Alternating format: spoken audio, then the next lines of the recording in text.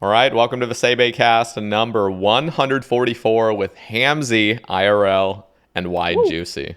How you boys Yes, both doing sir. today? Doing great. Fantastic. Okay, so We're here, here. let's do like some brief introductions. So, Hamsey, I'll let you go first. By the way, your guys' voices sound relatively similar. So if people haven't met Really? you, that's what I think. I think you guys sound like now, I'm never going to confuse you guys because I've met you IRL and everything, but like, Mm-hmm. I feel like some people, if they don't get the first introduction, they're going to start like confusing voices unless they listen to like Based After Dark or something.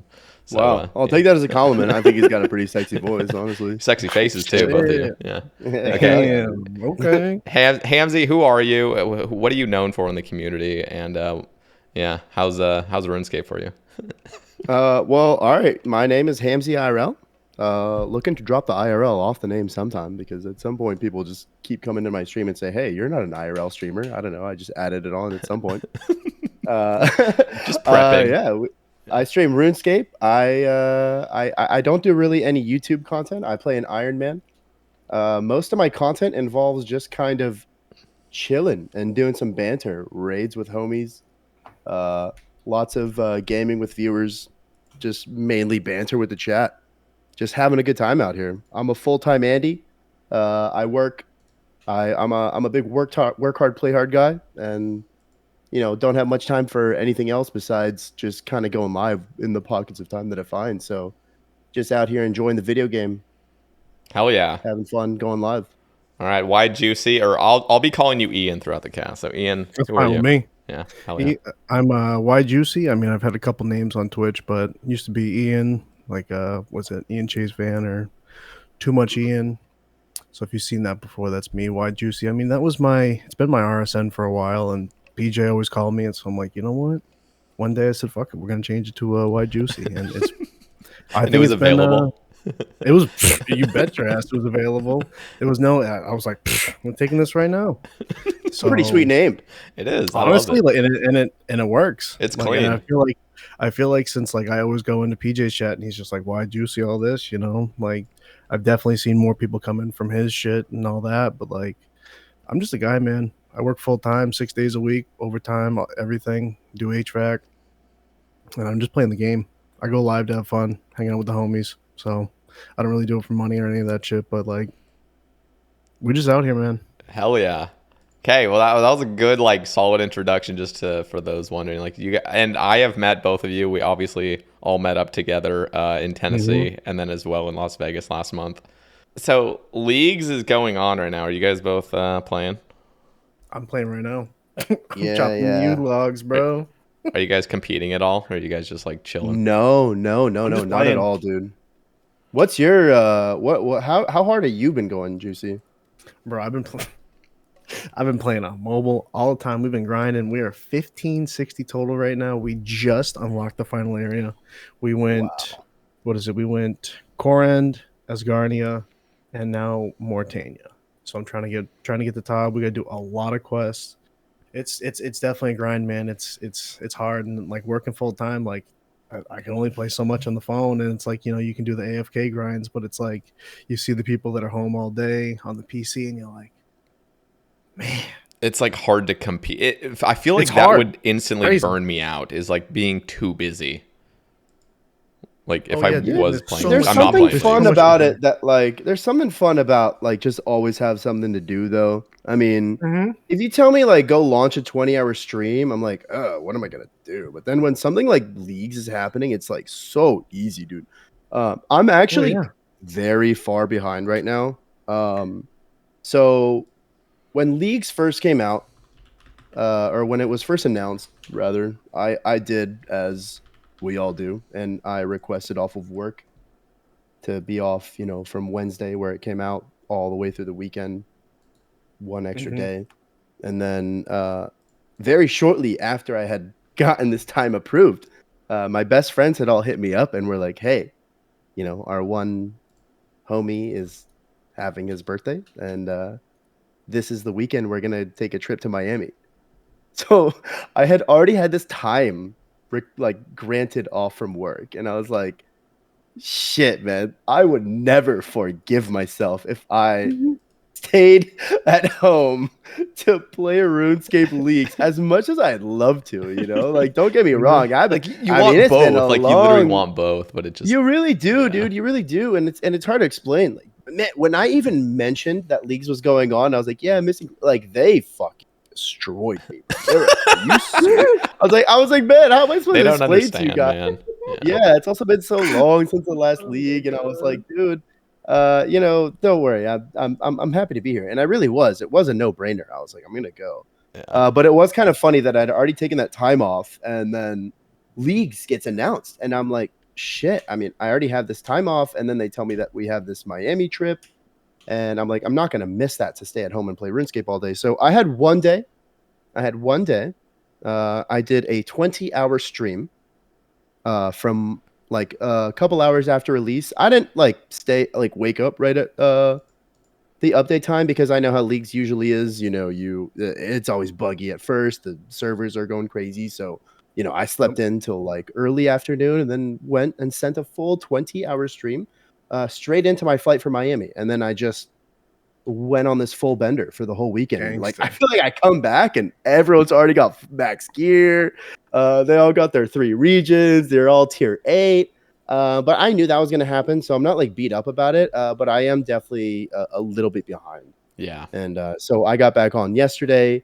I landed my flight at 9 Sunday night. Did a little bit of league's housekeeping. Had to wake up 7 a.m. Get back to work. Get off work. Monday afternoon, and then I sent my second league stream just yesterday, since it came out Wednesday. So I feel like I'm very far behind, but it's all. Dude, I went live 6 days in a row. I don't think I've ever, since I started streaming, went 6 days in a row.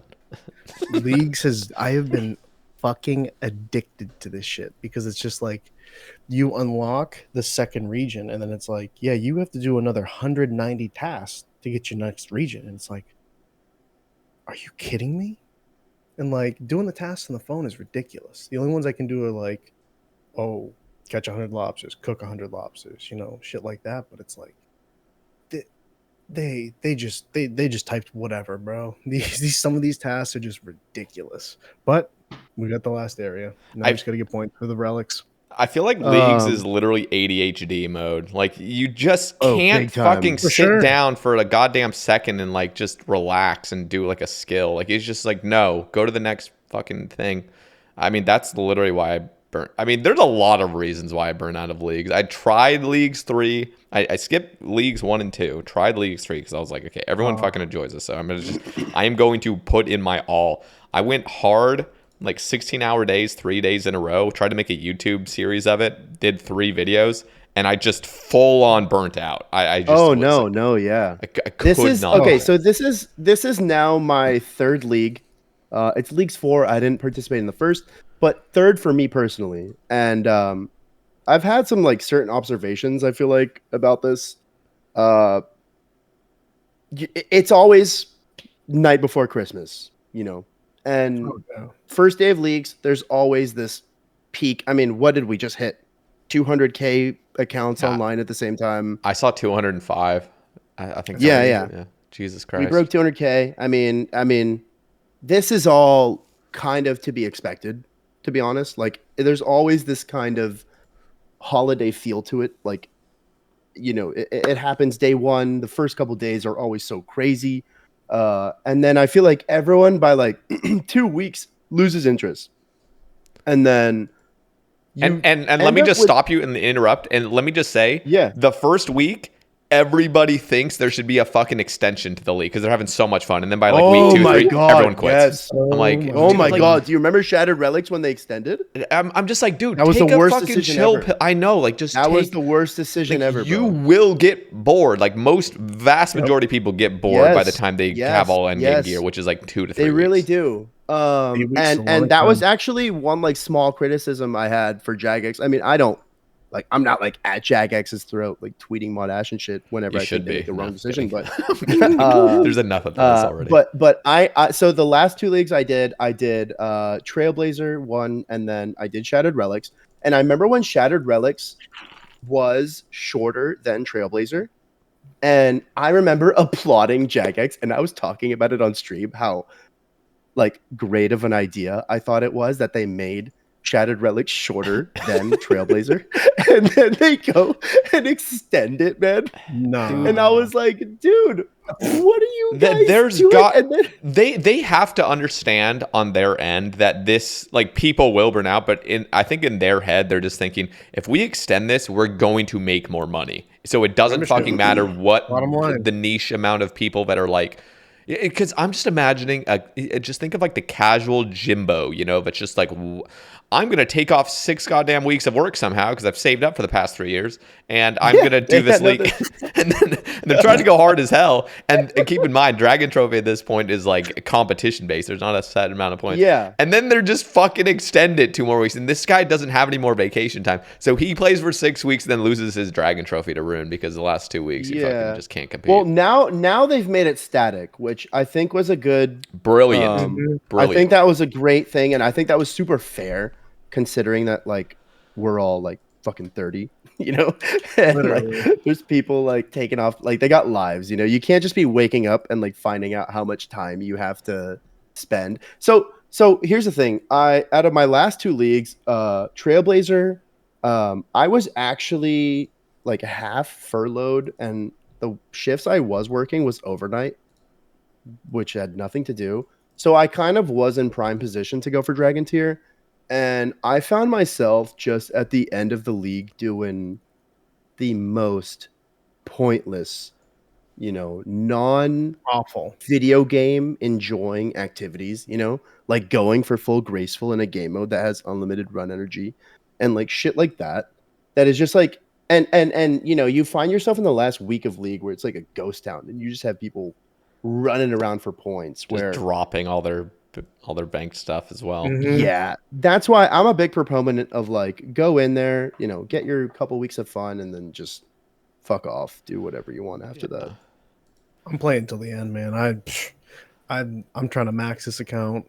Really? I'm trying to max the Ironman at fucking after this. I just hit 2200 total, man. I want the max cape, bro. Wait, are you playing leagues on your Ironman? That's also going for max.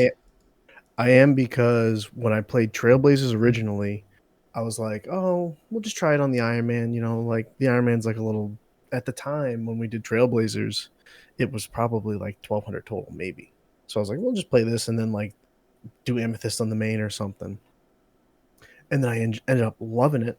And I got the Bandos pet, I got the Kraken pet, and I got the Heron. I'm like, I have to play in this account now. I can't play the main.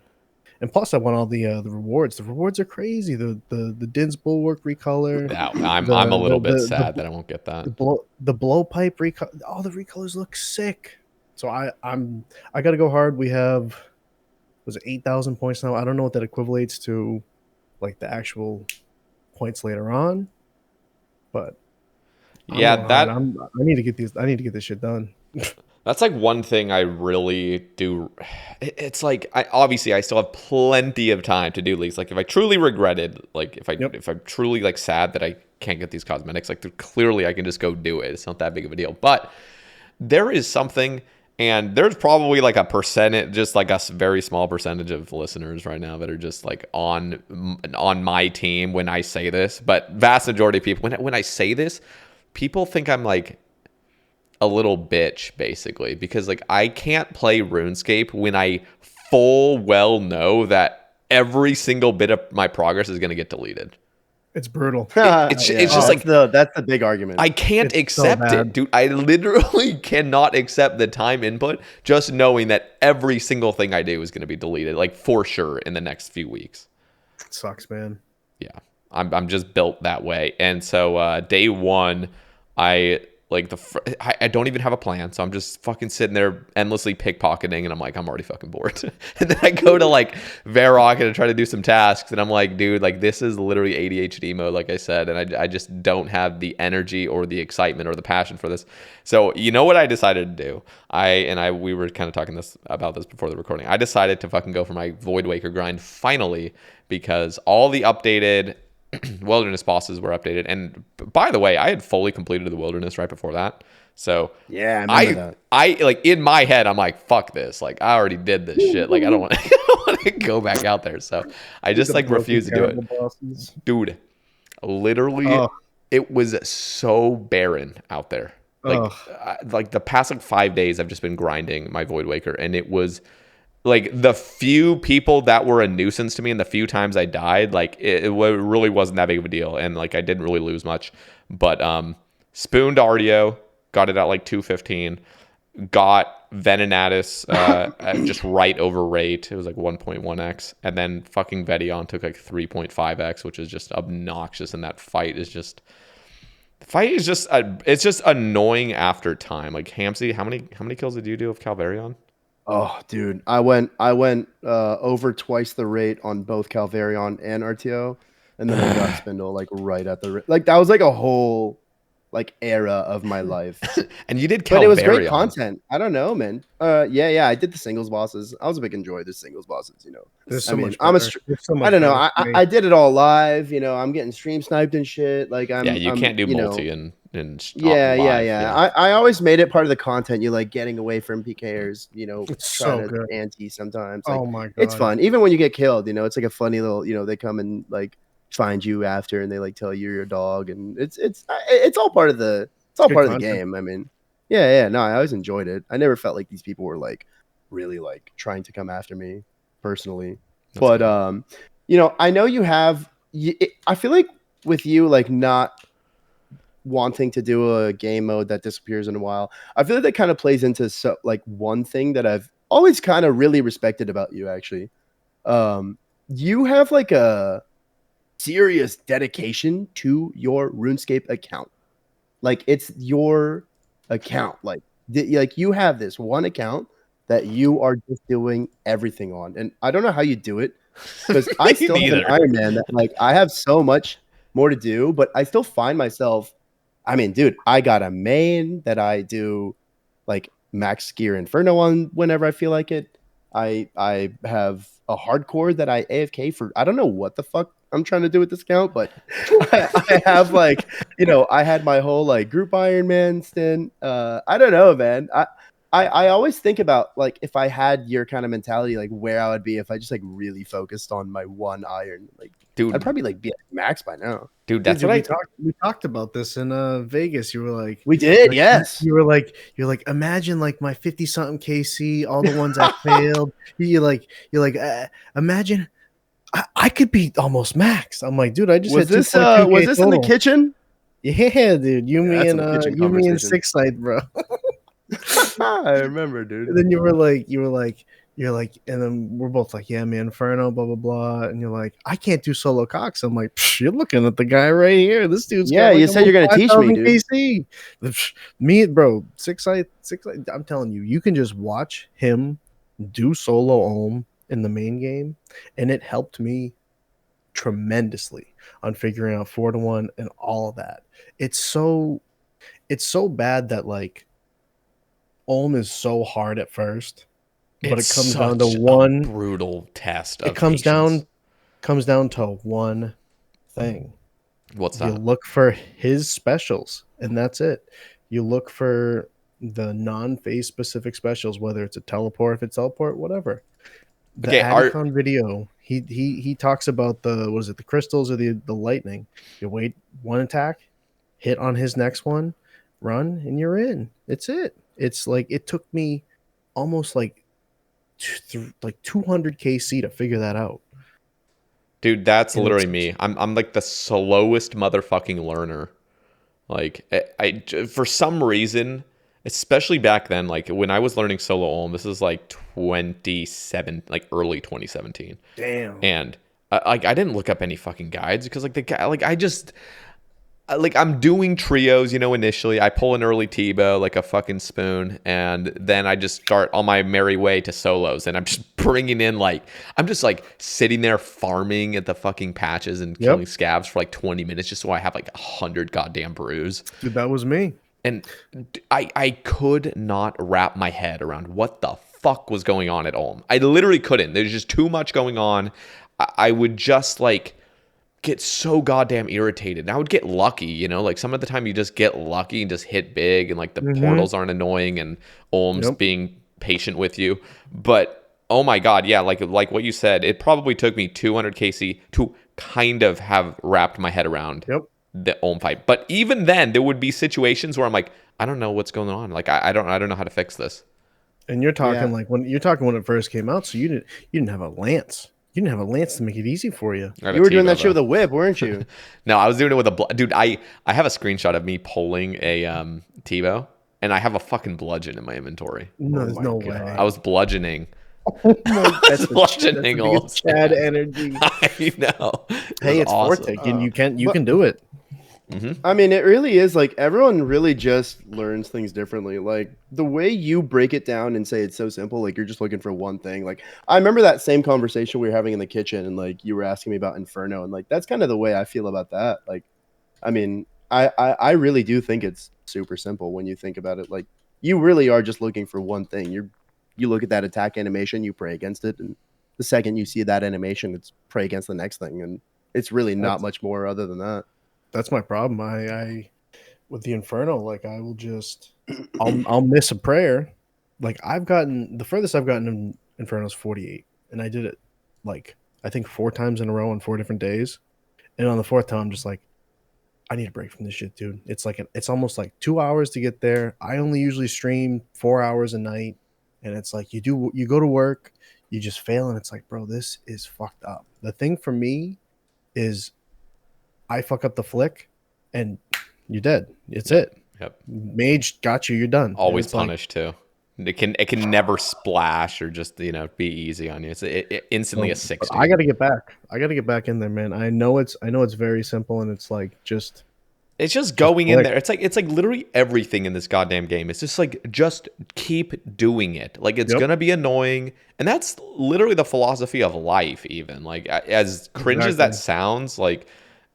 And I haven't really applied this, but like in RuneScape, I have literally learned that if you just do stuff and just act, like don't think about it, don't be in your head about it, just go out and try to learn something and just get fucked up by the boss. Like that's how I learned Bandos flicking. I mean, Bandos flicking, when I first saw that back in like 2017, 2016, like I would watch people doing it like 2016, and I'm like, bro, this is stupid. Like, what the fuck is going on? Like, how is anything? How are you praying against any of this shit? Like, there's way too much going on. And then I decided after the Inferno, because my confidence level was like sky high, and I was like, holy shit, like I can actually do stuff in game.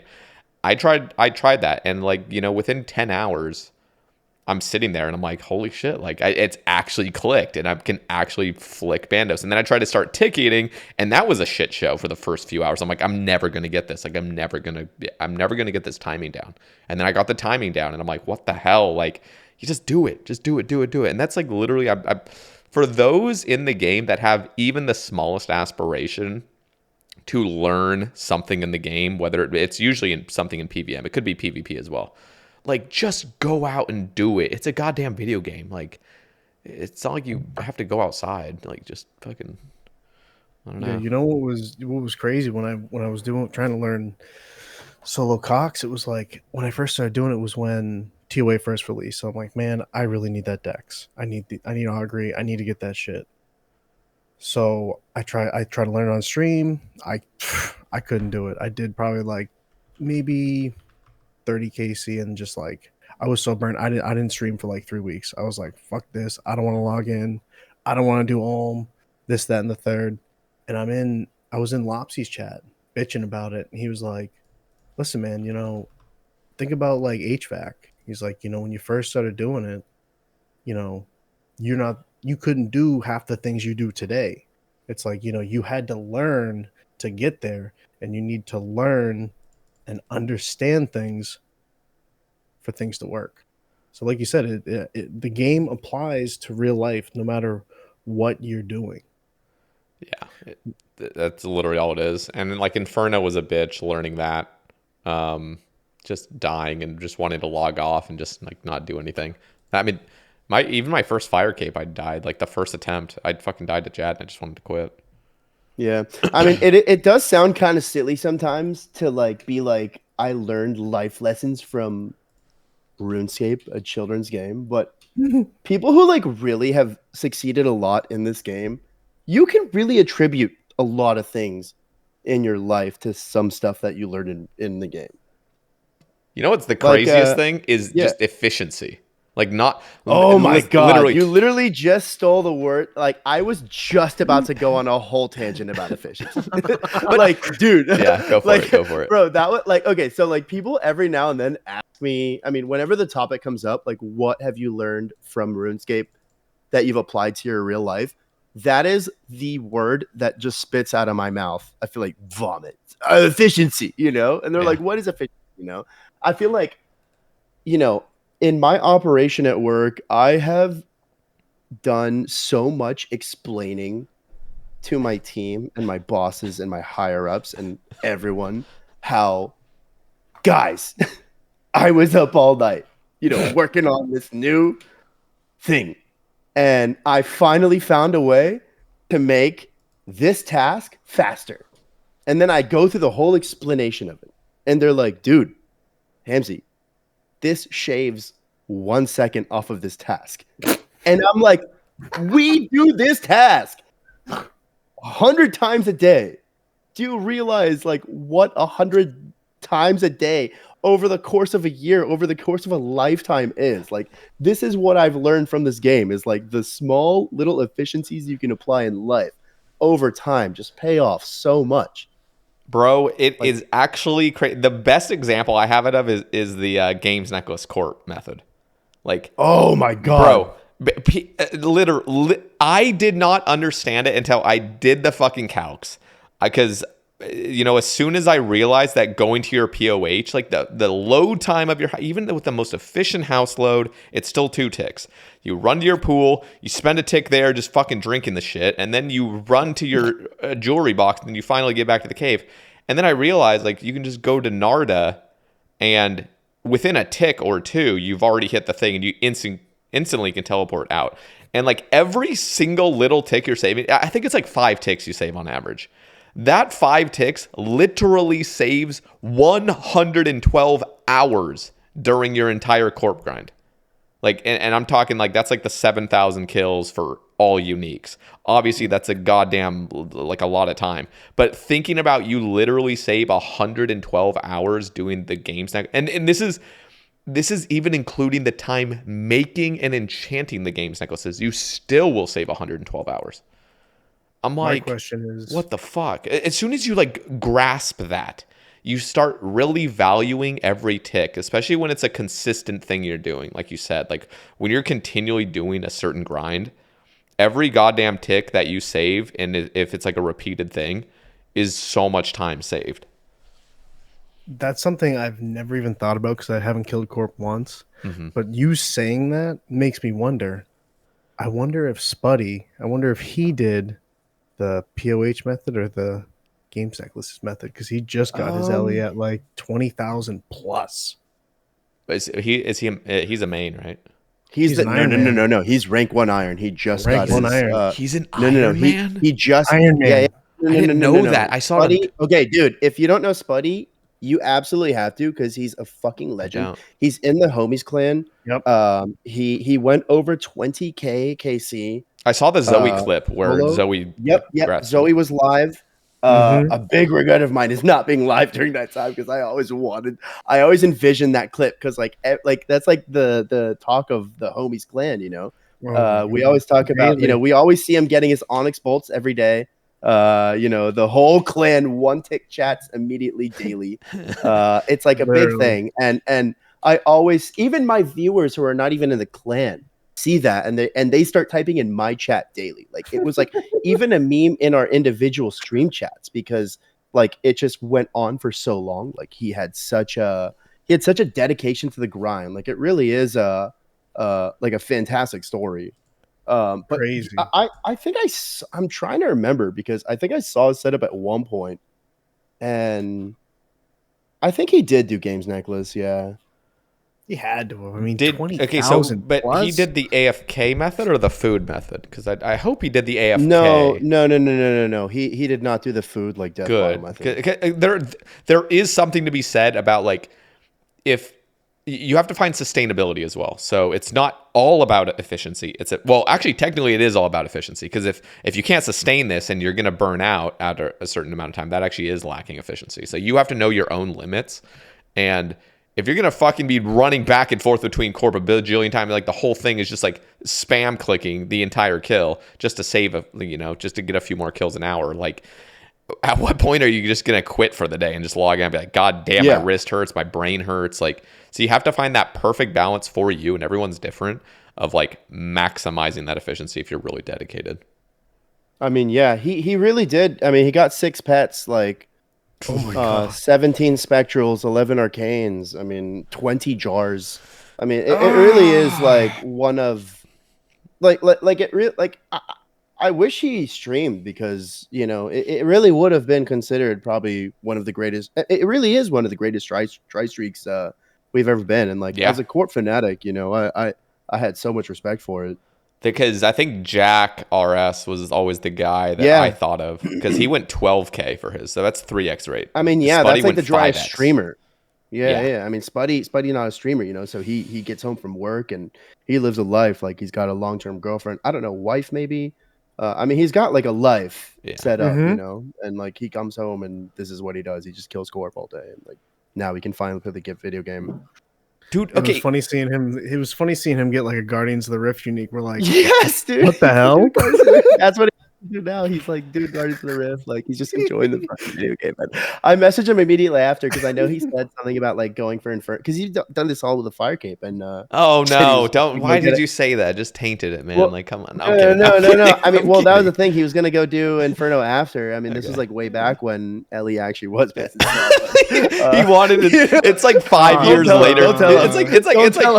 He goes like fucking 10 times, right? He's like 50K Corp because he's like, I can finally get my Inferno cape. Like fucking walking around with a cane. Like Jesus Christ. He can finally use his Ellie to get an easy Inferno cape.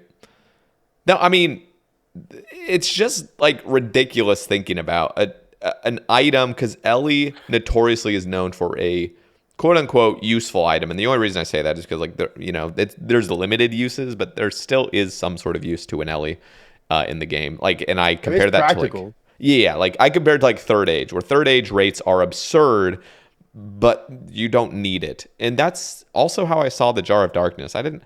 Yes, like there could have been something to be said about the fucking rate. Like, why did you come out with a 1 in 2,500 Jar of Darkness initially? Yeah.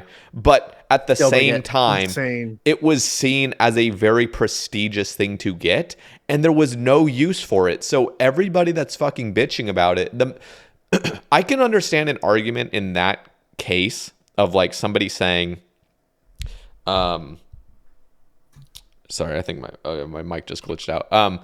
I can see the argument for somebody saying like, okay, we should fix this for the sake of jar consistency. But no, everyone's is like, they just want their fucking collection log spot like unlocked genuine. Yes, there was a little bit of that jar consistency thing, but the jar consistency thing is already a little bit skewed and it wasn't that big of a deal. But like, I think, and this is my own like cringe opinion, maybe some people will cringe about it, but like when there's just an item that's very, very, very rare, it's okay when it doesn't have any use. Jar of Darkness has no fucking use. Same thing with Third Age. Like, it would be cool to just... I mean, it would be kind of fucked up for it to have a use. Oh yeah, like, then it would.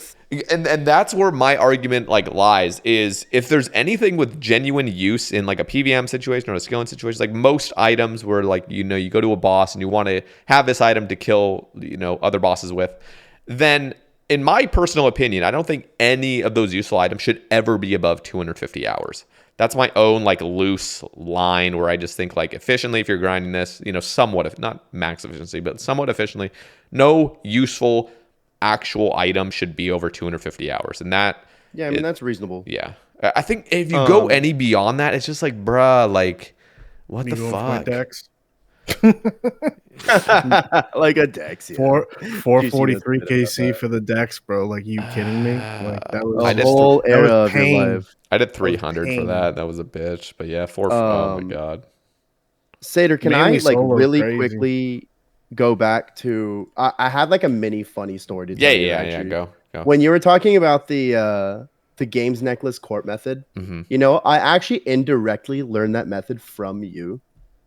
Did you watch my video? No, I did not. I watched a Lopsy live stream where he talked about your video. Lopsy.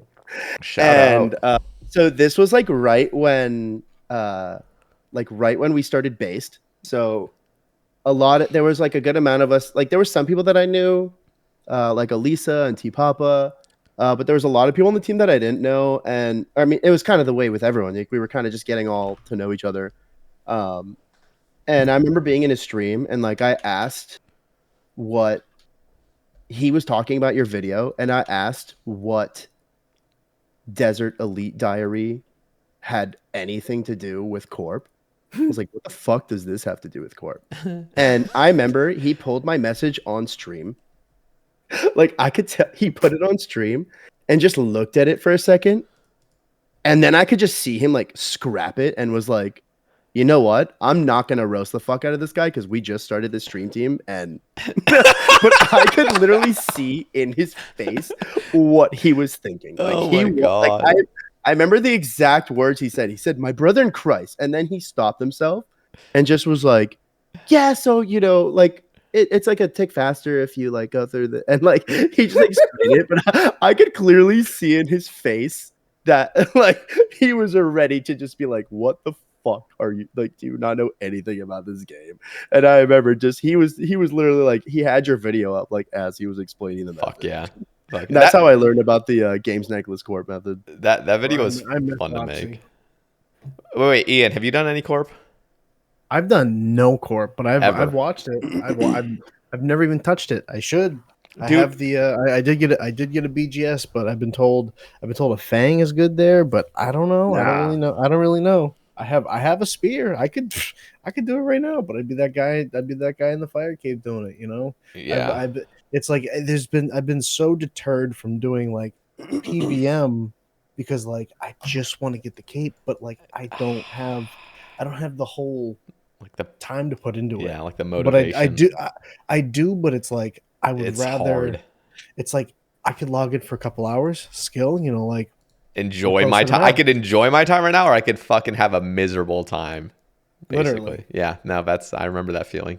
Fucking sucks. It really sucks. I mean, I think it's zero core KC. It's crazy, dude. I think it's important to have a balance though of like high intensity activity and then low intensity activity. Whether that's like skilling or whatnot. And I think Corp's like good for that low intense. The crazy thing is there are literally players that are on either end of a spectrum. Like there's some players that, like for example, there are some players that just play like, you know, multiple skilling alts kind of, and all they do is AFK grinds, and that's how they enjoy RuneScape. They just want to chill out and gain XP. And then there's some motherfuckers that just want to do hard, like noob type. What? That dude is literally on meth or something. That guy's going fucking AWOL. He did the 1,000 TOA, the 1,000 invocation TOA on leagues. What? And he did the 770 in the main game, and he got 2 week banned for that shit. But he just wanted to prove to everyone he's a fucking god. And you guys saw his. Okay, wait. I need to make sure you guys saw this. You saw the Port Khazard 22 kill Leviathan. Oh yeah, in one inventory. I heard about it. I didn't watch it, but I heard about it. You didn't watch the 4.5 hour video, raw, unedited video. I put it in 0.25 speed, so I could just sit there all like 16 hours and just fucking enjoy it. No, but Noob Type came out of goddamn like that was unbelievable. First of all, 22 Awaken Leviathan when that first dropped. I was like, dude, this is a fucking headache. Like, this looks crazy. And I remember watching No Monkey trying to learn some tech with it, and he was fucking dying. And he's like, damn, like, this is pretty tough. Porgazard does a 22 kill in one inventory thing where he can't pick up any supplies or anything. And then Noob Type a week later does 25 and that includes the 25 awakened orbs you need in your inventory. So it's not just a huge ass inventory, a bunch of food and all that. No. It's literally nothing. It's like one Sandfew and then like a one way. It's just a T-bow, I'm pretty sure. And it's like I got a quick funny story about Noob Type, and it's going to be extremely embarrassing. Okay. I don't know if I should even. I hope he doesn't. You listen should to now. This. Does he listen to your cast? We'll see. All right, hopefully not, because okay. So I was doing a 36-hour charity stream at one point, and I guess 36-hour charity stream title that's very clickable. Yeah. So I guess he found his way into my stream. We also happened to be doing TOA. We were doing 400 8-mans. I was getting carried. I'm not a big TOA guy, so I'm not gonna be the one balling out in those raids. But we're doing this 400. I think at this point we had 6 or 7 men on the team, and I see the partner badge. And his old Twitch name was I had heard of the name Noob Type. Yeah. But I saw his old Twitch name was New Tape, which I didn't recognize. Something weird. Yeah. Yeah, I didn't recognize his Twitch name. I knew his RSN, but I didn't recognize his Twitch name. And he came in and was just being supportive, good luck, Beast, what's good, what are you guys doing? And I was like, this is my charity stream. We're just fucking around with some TOAs. And he's like, yeah, you got room on the next raid? And I was like, yeah, sure, why not, dude? We'll let this fucking guy come in. We'll let this random. I was like, we'll let this random come in, And he's like, what? It's a charity stream. Fuck it. Yeah, I was like, fuck it, dude. You can come in. I guess we're gonna be. I guess I'll let this guy leech, whatever. Yeah. And then he asked what world, and then we finish Warden. We go out into the lobby, and I see Noob Type there, and then I'm like, holy shit, Noob Type's here. And then he talks in game. He's like, yeah, dude, I'm here. What's the whose party is it? And then all of a sudden I'm like, holy shit, this is Noob Type that I've been talking to for the last. And you're reevaluating how you've treated him, basically. Oh my god, I'm reevaluating. I'm like, yeah, man, do you have any do you want to turn anything on, off, whatever? And he's totally cool. Nah, dude, let's just rock with what you guys have been rocking, whatever.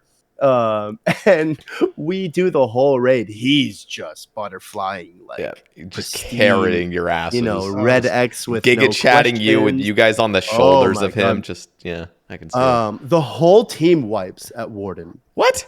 And yeah, except for him. Oh, okay. I was like, what the fuck is that story? No. Okay. He is now P4, and we're like, dude, I know this guy's insane, but is he 1 + 7 P4 insane? I don't know. And then I see him go full melee gear, takes off the shadow. No shit. Full melee gear, shadow or Fang. No. And he is just fucking around, bro. He's not even attacking Warden. He's straight up not even fucking boss. He is just dancing, bro. 1 + 7, just absolutely taking not a single HP of damage. And then puts on the Fang and is like, you know what? Fuck it. And then he just he fangs Warden all the way down and just gets off the KC. Fuck. Yeah. Dude. He was when you see that in person, and you're sitting there as a ghost, you're like, wow, dude he really is kind of the GOAT. It's so cool having those players around in the community, because when you for example, when I'm watching Noob Type, he's one of those people that I can watch and I don't have to get tense over the situation. With a lot of streamers, if they're doing something intense, like their first Infernal Cape or anything, I'm just like I can feel my spine tensing up and my hands. I'm just when I really get engaged with the content, I'm like, this is gonna fail. Basically, yeah. I'm looking for every single thing that's gonna go wrong. With the Noob Type, same thing with Lake, same thing with Rostaman, same thing with a lot of these giga gamers. You just watch them and you're like, yeah, it's fine. They're fine. I mean, you got that a little bit with the Lake, the Lake hardcore 500 TOA. I mean, we've had a cold one 500, a cold one solo top, which I think is the greatest thing we've ever seen. Insane. And I mean, the exact solo top, which I mean, I know he died, but that also was probably my favorite stream I've ever watched. Okay, listen, this is a very similar story to your Noob Type, not knowing who he is. This is before Exact was even known, really. I am streaming. It's my first few months streaming, and Exact pops into my stream, and I'm doing chambers. And he's just like giving me some like very humble general advice because I'm just a fucking dumbass, basically. And he's being very respectful with it. And I am literally like, in my head, I'm just like, dude, this guy's fucking backseat game. Like, this guy doesn't know anything. Like, he's just literally just popped into my stream. Who the hell is Exact? Like, he thinks he's like fucking goated or something. Like, who the hell? Anyway, it turned out like a couple months later, like, he's fucking, you know, all of a sudden he becomes known as just like the fucking Wooks 2.0. And I'm like, I just remembered, and I went back in like the chat history, and I could just like imagine what I said with the messages he's typed, and I'm like, oh my god, he probably thinks I'm like such a prick because I didn't take him seriously at all. I'm just like, okay. Oh my god, dude, I don't know how I haven't told you this, unless maybe I have. Sater, I had this with you, dude. Oh, what happened? Do you remember the first time you ever showed up to my stream? Okay, I need to think about this. Do you remember what I was doing? Ah, you're gonna have to fucking ring the get that spark going. I can't remember. It's gonna make sense. Okay. I was going for my first cape. So you see first cape, you know, obviously anyone's gonna click on it. Yeah. You clicked. You followed. I think you said like "What's up," and then you immediately followed. And I thanked you as a follow, like as I would anyone else. Uh-huh. And then I just remember like all the other people in the chat like pogging, like tagging you. And I was like, wait a second. Is this someone? Did you were, dude. That's like I was very new, dude. I mean, I didn't really watch a whole lot of Twitch before I started streaming, to be honest. So like there was a lot of people, like I had a lot of experiences with I mean, by noob type I should have known, but like when I first got into it, there was a lot of people I just had no idea who the fuck they were. Like I think I knew like Oda and Alfie and Bodhi, and that was pretty much it. Yeah. Now that happens. I'm still that way. I don't know nobody. Yeah. I'm just, bro. I just hang out in the homies chats, bro. The thing is like there is that pressure when you're a streamer to. It's almost like, you know, and Ian, you can probably attest. We can all attest to this. It's like you start streaming. You know, you think you know a little bit maybe about like Twitch a little bit, but then you're just get flooded with like, okay, I know nothing about Twitch culture and I know nothing about like any other streamers. So everyone's like, oh, dude, did you see this? Did you see this? And then like everyone's using like these emotes and shit you've never heard of, and just the whole culture is so odd initially, and you just feel lost. You're like, okay, like I am. And then you have this pressure of like, okay, I have to like literally start consuming other people's streams and other people's YouTube content because I am fucking out of the loop. And it's like, I kind of have to be in the loop now if I'm going to take this streaming shit a little bit seriously. If you don't show up to like Prison Joe's chat for a weekend, there could be 2 or 3 new emotes that like have already been. You need to know the culture, yeah. And then someone will come into your chat and type it, and you're like, what is that word? And they're like, oh, you don't have this emote? I'm like, what emote are you talking about? I'm like, oh, this new. I'm like, it happened all the time. Like, and that's why I miss Qneeks, bro. Qneeks used to be on top of the emotes. Dude. He always had the 7 the TV most ready. Cultured. He had the BT TV, and then the people in his chat, they just wouldn't use them. It's like, he always had the new emotes ready to go. And it's just like, dude, Qneeks is my fucking boy. Like, did you know that? Miss that man. You know what? Like, I'm gonna flatter myself here, but I only say this because like Qneeks remembered. Like, Qneeks was sitting at 12 viewers in his little bedroom. You know, little Qneeks. This is like, you know, this is the Qneeks I miss. Where he didn't have any ego whatsoever. He's just like negative ego basically. And I fucking pop in, and apparently I was the first partnered streamer to come into his stream and follow and say hi and everything. And dude, he literally popped off. Like, he was killing it, and I was so fucking proud of him because, you know, with this market, like with the amount of streamers there are playing OSRS, like you really have to do something special to shine and get to that triple-digit viewership. Like, you have to really go hard, and you have to be entertaining. You have to like do all these things, and sometimes you even have to like reevaluate how you're playing the game, maybe make new game modes, like other shit. And he killed it. He literally found the recipe, and then it made me so sad that, like, you know, for whatever reason, he just couldn't make streaming work in his life. Like I think he was doing great, but like I think mentally just other things that he wanted to pursue, it just like couldn't get it, and it just makes me fucking sad. It's the full-time job life. There's days where I go live and I'm like, damn, I should just went to bed. But you go live and it is what it is. But like, you gotta make time to stream, especially working a job. And he got a job, and it's just like, I feel it. Like he tells me he works 10-hour days, and like I only work 8-hour days, so I'm working 7 to 3:30. I'm usually home by like 4:30, 5 o'clock. Like he starts, I think, 8 o'clock. Mm-hmm. So he's not done working till like 6.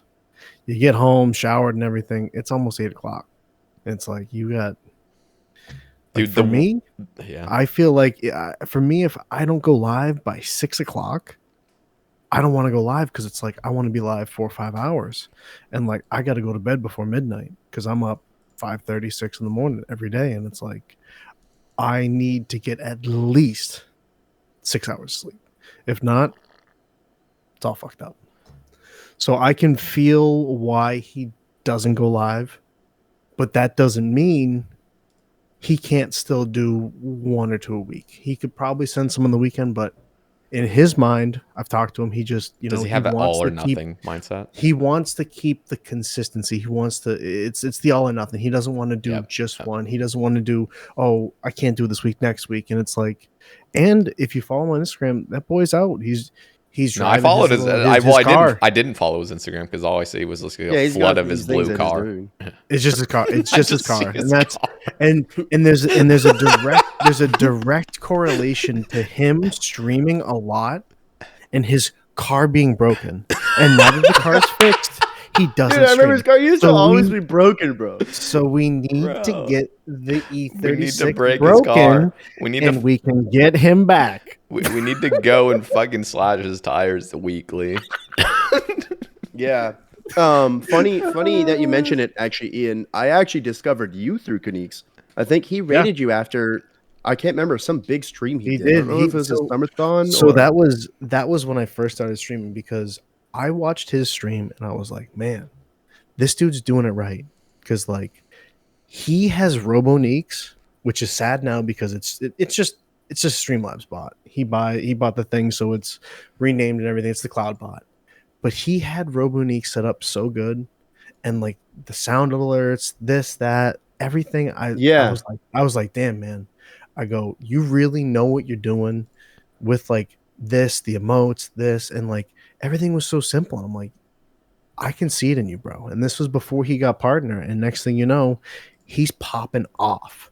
And like you could see that he had a love for it with the emotes, with like the bot commands, with just like chatting with people every day.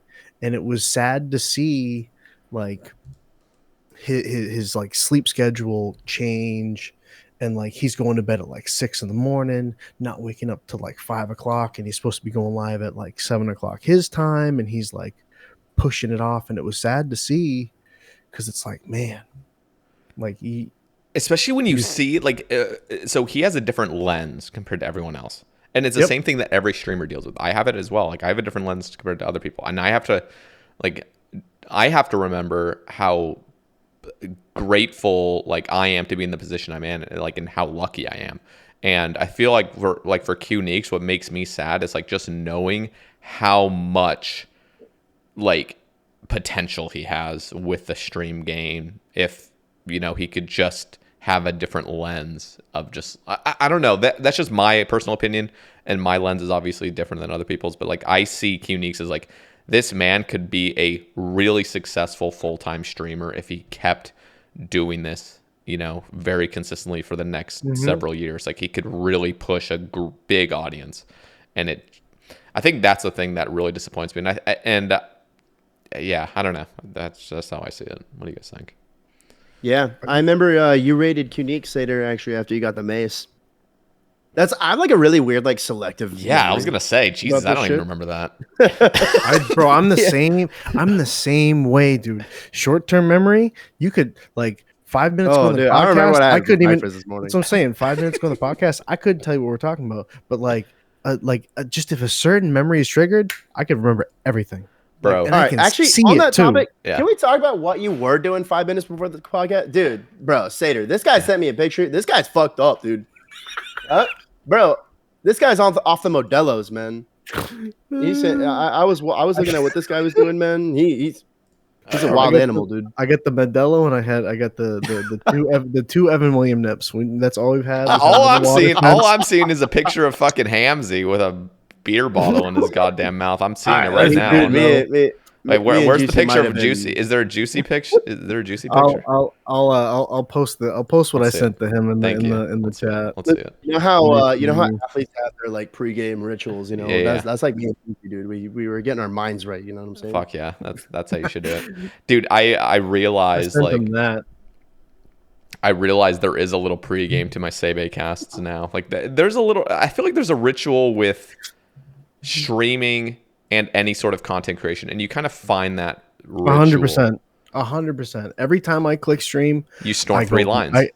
I go and make a coffee. Oh, my bad. Dude, see, that's what I'm saying. You guys' voices sound the fucking same. I swear to God. That's hilarious. Nah, dude, I click the button.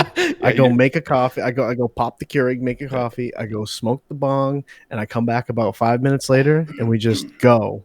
And it's about every 2 hours we pack it up, we go again. And if it's nice out, I might make the phone a camera, and we might go outside and have a nice little smoke outside. You know what I mean? That's the type of vibe I got. Like that's Hamsey on the other hand. Yeah. Okay. So now what I said, this relates to what is your ritual, Hamsey? Like just straight up. To like be what's honest, your ritual? to be honest, like, you know, if there's one thing Juicy and I can relate to, it's we are very busy, both of us. You know, we're very both work hard, play hard type guys. I usually don't have a lot of time before my stream to chill. Like I find myself kind of just sitting down and immediately clicking live, like without even thinking what I'm doing. Like I maybe think about what my stream title is going to be, like on my way to the PC. I sit down and I go fucking live. Like if I have time, maybe, you know, whatever. Like if I'm feeling a little crazy, it's a weekend, like I'll take a shot or two, whatever, crack open a beer, you know, and then just go live. But I'm usually not like sitting here for a while, like doing a whole routine. I don't really have time for that. Dude, that is the best routine though. Just hit the goddamn go live button and just do your ritual on stream. Like Jesus Christ. Hamsey, it's funny you say that you go from work and you just like you instantly go live. Me, since I get home around like on a normal day, if we're not super busy doing like crazy jobs and stuff, I'll go home, I'll lay down for a little bit, maybe take like a micro nap, a half hour or so. If I don't go live, it's because either too many people are live or I'm just sleeping, because that little micro nap turned into a 3 or 4 hour nap. Next thing you know, then I'm up at 9 o'clock logging in like, I'm not going live, bro. I gotta get back to bed at like 11. And it's like, I need that. Like depends on like, so maybe I'm on a job site with a bunch of different people and it's just like overwhelming, too many people. I need that silence. I need to be in my bed for at least a half hour. Close my eyes and just relax. Because that's insane to me. I need that like no light, silence, maybe an AirPod in very low, and just relax. Because like that, it's at least with like doing HVAC. A lot of my days I'm driving around going ABC. Some days I'm right on one job site focusing on one thing, and it's just like I need to just chill afterwards. So and like it's funny that we bring this up now because it reminds me of when I met Colton from the team house when we were there. Hot dog man. He's like man. Holy shit. He's like, yo man. I really wanted to meet you, man. You're a really cool dude. You know, I was watching your stream one day when you're doing that construction stuff, and afterwards you're out there on your deck ripping your bong, drinking a beatbox, and he's like, man, I want to hang out with this guy. And I'm like, bro, that's just what you do after a long day of work is you have to relax. And not Hamsey. Well, he doesn't need to. But I mean, we're in different trades here. He, you know, with what I do, you need to just stop and just breathe for a minute. Whether it's you have a beer, you have a shot, you do whatever, you have a little smoke, you sit outside in the sun, you let the wind hit you. Like I live in a very like destination vacation like summer area. So in the summer I sit outside at night. It's still kind of warm. You got the cool ocean breeze hitting you, and like you just gotta relax, man. Do you guys like ever envy a seriously more like chill lifestyle, or do you like the busyness of working a long ass day, trying to squeeze in a stream, like doing all this? Like, do you crave a more chill thing where you could just fucking chill out all day, or do you at least appreciate appreciate the busy lifestyle? Because I feel like that does keep you a lot more like happy. Yeah, go for it. My answer to that is the grass is always greener. I always wish I could be sitting like doing a work from home job, playing RuneScape on the side, doing this. But then you have to think of the things like people complaining about, man, you know, I have depression now because I literally don't leave the house and talk to people. I'm losing that side of reality where you interact with people and talk to people and literally just going outside. So it's like the grass is always greener. You know, the job sites might be freezing cold, you know, crazy deadlines, this, that, and the third. But I'm going out and I'm seeing the guys I work with, the electricians I'm working with, the job site supervisor. You know, I go out for lunch. You go see the people at the market every day. It's like those are the little things that you almost take for granted if you do change positions in a job. It's like, damn, you know, I didn't like the cold, but also in my new job, sitting at my computer, all I have are the people I email. You know, it's so harsh, different realities. It's so fucking true. And yeah. What about you, Hamsey? Do you feel the same? I mean, yeah, the grass is always greener. Like, I love my career. I love what I'm making. I love, you know, my ability to like kind of find pockets to get things done where I can. I will say there is that little bit of jealousy of like, you know, being able to wake up and just go live and kind of like really let your viewers into your life, kind of like naturally what it is at home. But I don't know, man. I mean, I'm pretty happy. I think Ian and I both kind of are very similar in that aspect, where we're both very like career driven. You know, like we both love streaming and everything, but you know, we kind of have our goals and everything that we're going on. But you know, I was saying, Ian, that it's kind of crazy. Like the differ of our mentality in that one sense is that like you need your time to like relax after work, and like I'm pretty beat at the end of my shift as well, but I'm also very like I like to keep the momentum going. You know, like if I sit down for a while, I don't know. I like lose that kind of ability to go live after that. Like sometimes like it really hinders me. Like I have to just like keep it going, otherwise I don't know if I can swing it, man. that comes with the energy too, is like sometimes like, and that's the thing. Sometimes if I'm up and about crazy, this, that, and the third on work, I might just go home, turn my PC on, start playing RuneScape right there. I might not lay down. But I'm a very, like you said, ritualistic guy. I do the same thing every afternoon. Like I lay down. Next thing you know, I look at my phone, 5:30, gotta go shower, want to go live at 6. It's like when it's time to stream, and for me, it's like a last second thing. And I will talk myself out of it, like while I'm laying in bed, like, nah, man, you went live yesterday. Like just take a nap. And then I open my eyes, I'm like, you don't need the nap. Just go take a shower and go live. And some days the streams are great, and some days the streams aren't great. Like streaming is so fun. I always say the streaming is the best until it isn't. You know what I mean? Like sometimes you go live and it's amazing, and sometimes you go live and you're like, I'll see you guys later, man. I gotta go, because sometimes the game just ain't it that night, or like physically you're not feeling well, mentally, like sometimes you just got to say goodnight and go to bed. Do you? Okay, so well, here this is kind of a little bit of a switch topic, but Yeah. have you guys ever gone dry on a significant item, like a significant dry streak that made you burn out, or that like made you like question like if your account's bugged? I would just say the decks, and then like it wasn't like crazy dry, but it was the fact that I got 12 purples, 6 arcanes, and the last one was a dex. So it's like, and none of them were in masses, because I didn't really do like the small team shit, because I do small teams. Like I did one of the first like team raids I did where I was leading, quote unquote, was Cincy Bearcat and my IRL homie Big Shiv, both of which at the time had no chambers experience. I had maybe 20 KC. I'm like, we could send this. It's a trio, fine. Cincy and I died 14 times. Shiv died maybe twice. 14? Jesus, man. Shiv That's a pulls log claw, out. Yeah. Shiv pulls claws. I'm like 12,000 points. Jesus Christ. Ever since then, I'm like, I need to learn solos. I had seen, I think, 3 pairs of claws.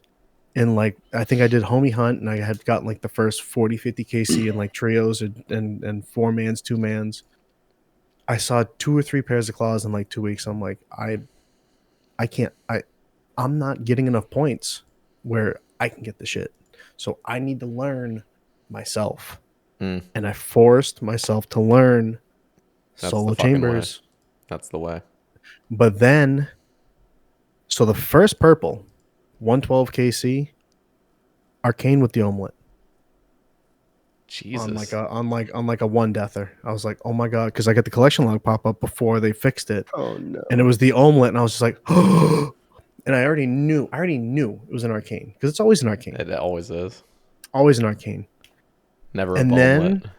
then I think the next one, I think the next purple was, I think, a Din's Bulwark into Ancestral Pants. And actually Hamsey showed up that night, because I remember that was when I used to send my stuff to Behe, but my old name, Too Much Ian, he just couldn't say for the life of him. And I love Behe because I sent him some clips, and he kind of like, he did his little like, I had like a funny laugh, and he did like the Adam Sandler clown thing over it, and I thought it was hilarious. So like, I liked sending my stuff to Behe, but it was like he couldn't say my name right, and so I was like, man. But it was like I got the door into the pants back to back, and I was like, oh, what's up, Behe? Yeah, I sent that clip to Behe.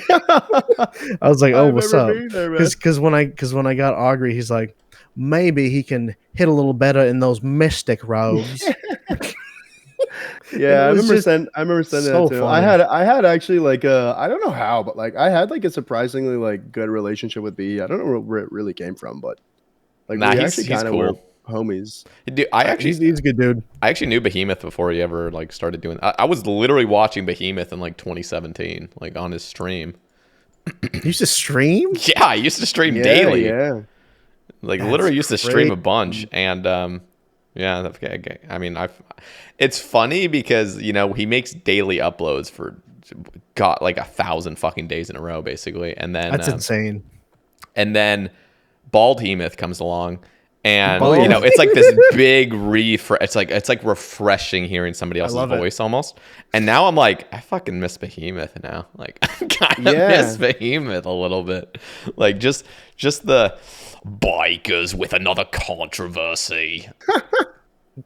That is one thing about Behemoth though. Like when I would watch like the videos where I'm on, I'm like, like I understand like PvP is cool and all, but it's like half the damn video is PvP. It's like, but at the same time, you literally need to do that though with those. 100%. Like they see it as like this video will do so much better if there's a bunch of PK, because 100%. people like watching it as well, even me included. But if you think about it too, it's daily uploads, so it's like not everyone's gonna get something, and that's another thing. Like I don't remember the last time I got to drop on stream, bro. Like you guys were talking about the Voidwaker earlier. Like I have probably about 1,600 combined KC at RDO and Spindle. I'm 0 for 3, but I'm not even. I'm like 1.5 rate.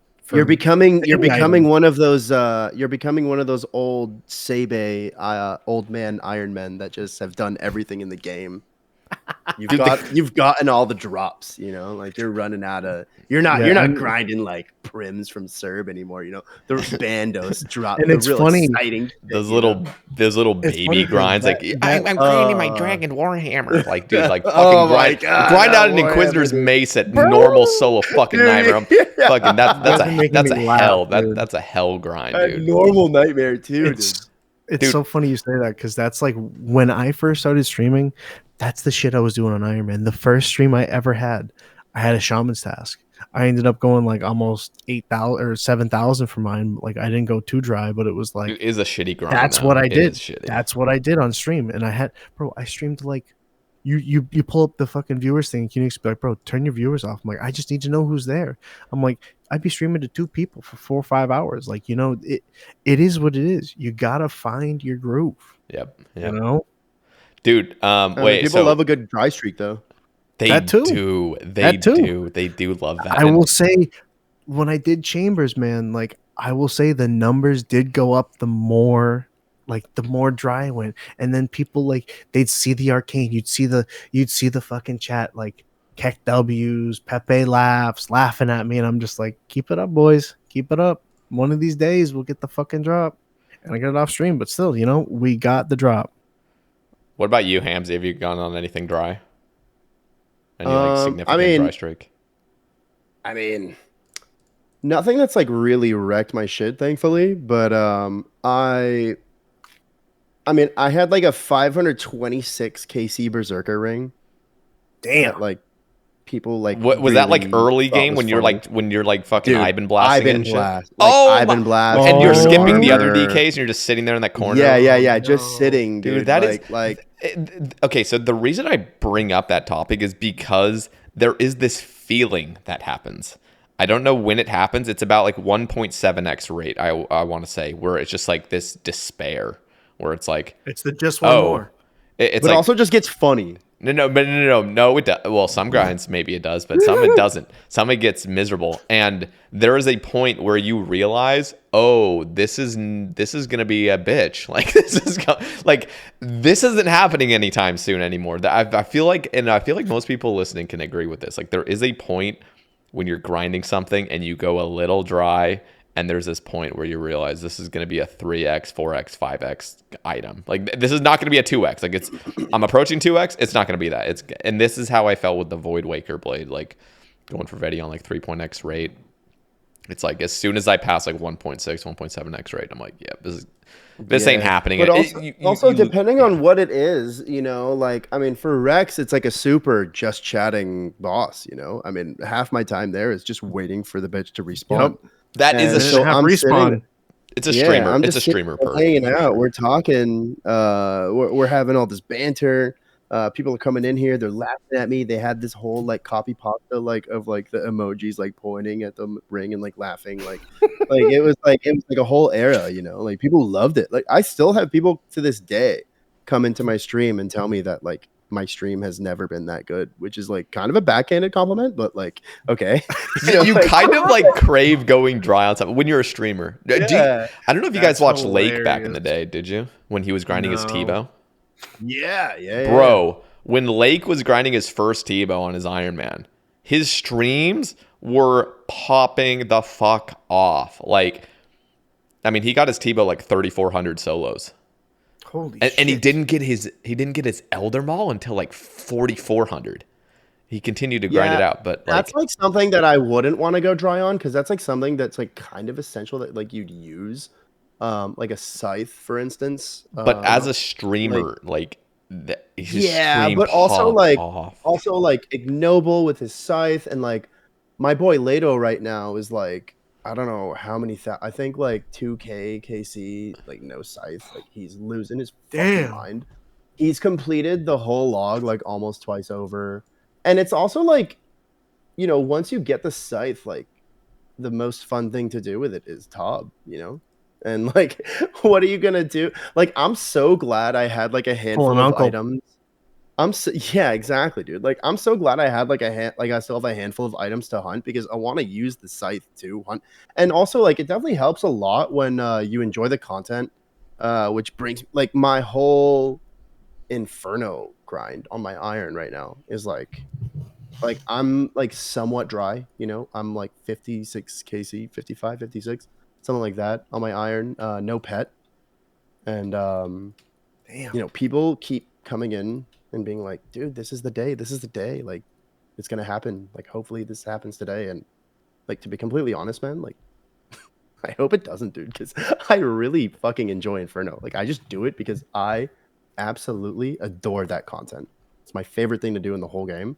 That's And good. the fact that I have this, like, I don't know, it's weird in RuneScape how like it's such a goal-driven game. You kind of have to have like an excuse for what you're doing.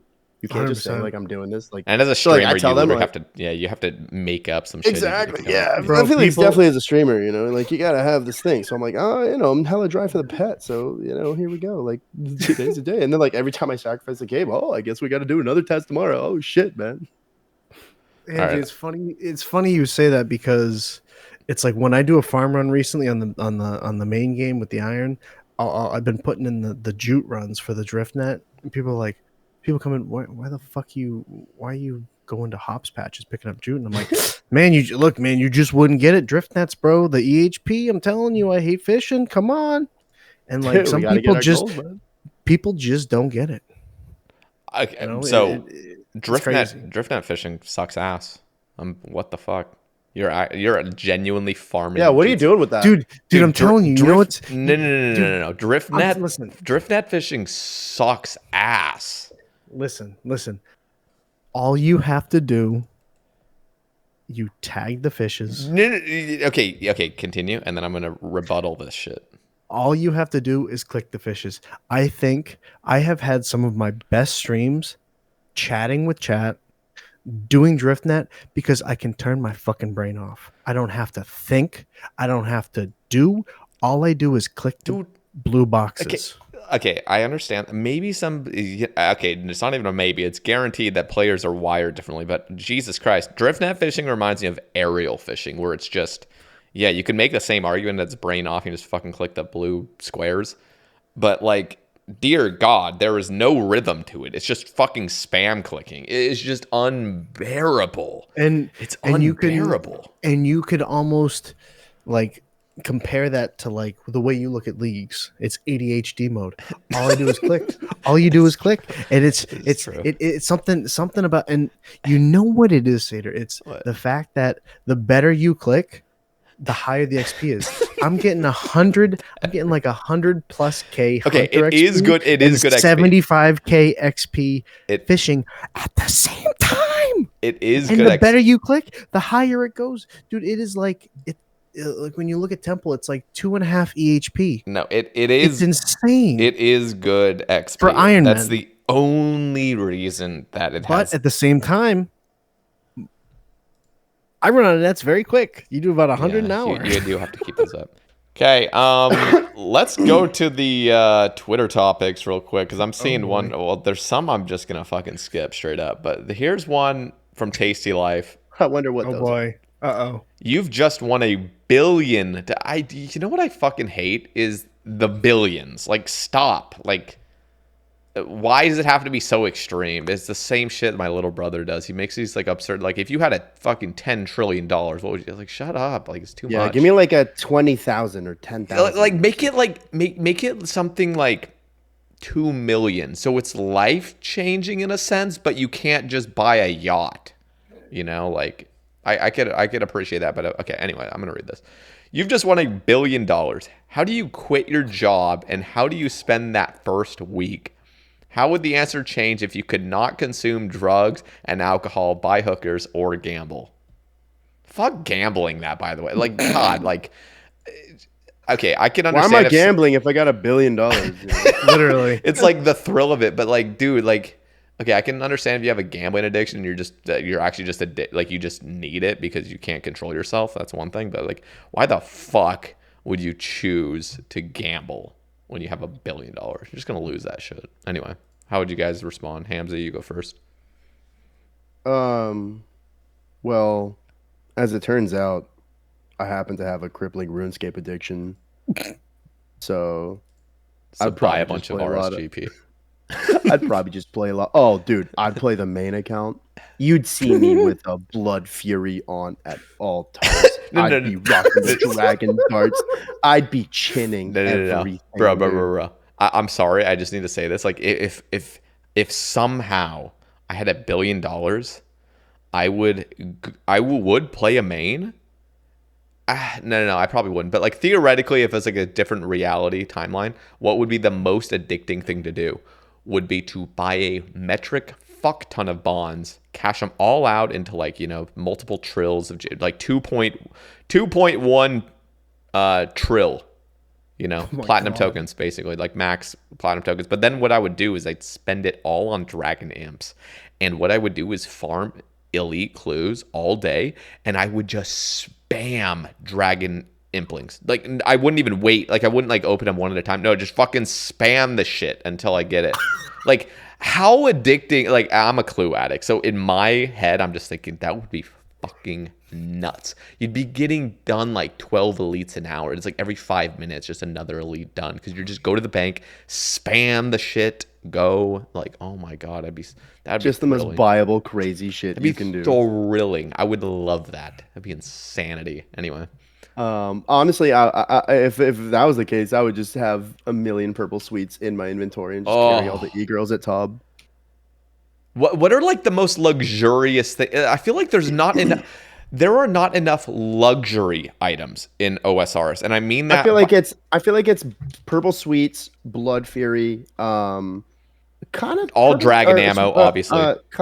Yeah, dragon ammo. I'd say black chins are kind of up there. Mm-hmm.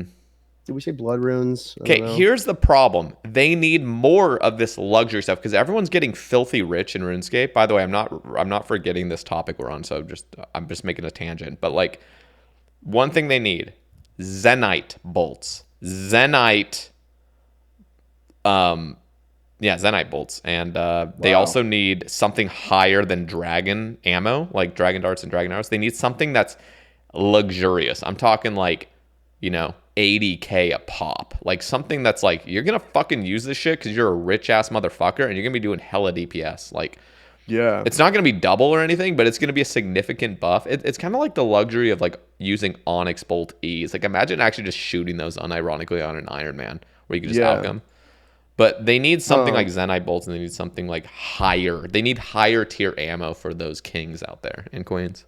But I think I do have my answer, actually. Yeah. If I want $1 billion, how do you quit your job and how do you spend your first week? Quit my job respectfully, I guess. Not gonna be like, fuck you, I'm out. And then I'm taking the whole squad out to Vegas, and we are all just gonna get absolutely obliterated on the most finest drugs that the world can offer. But it says no drugs.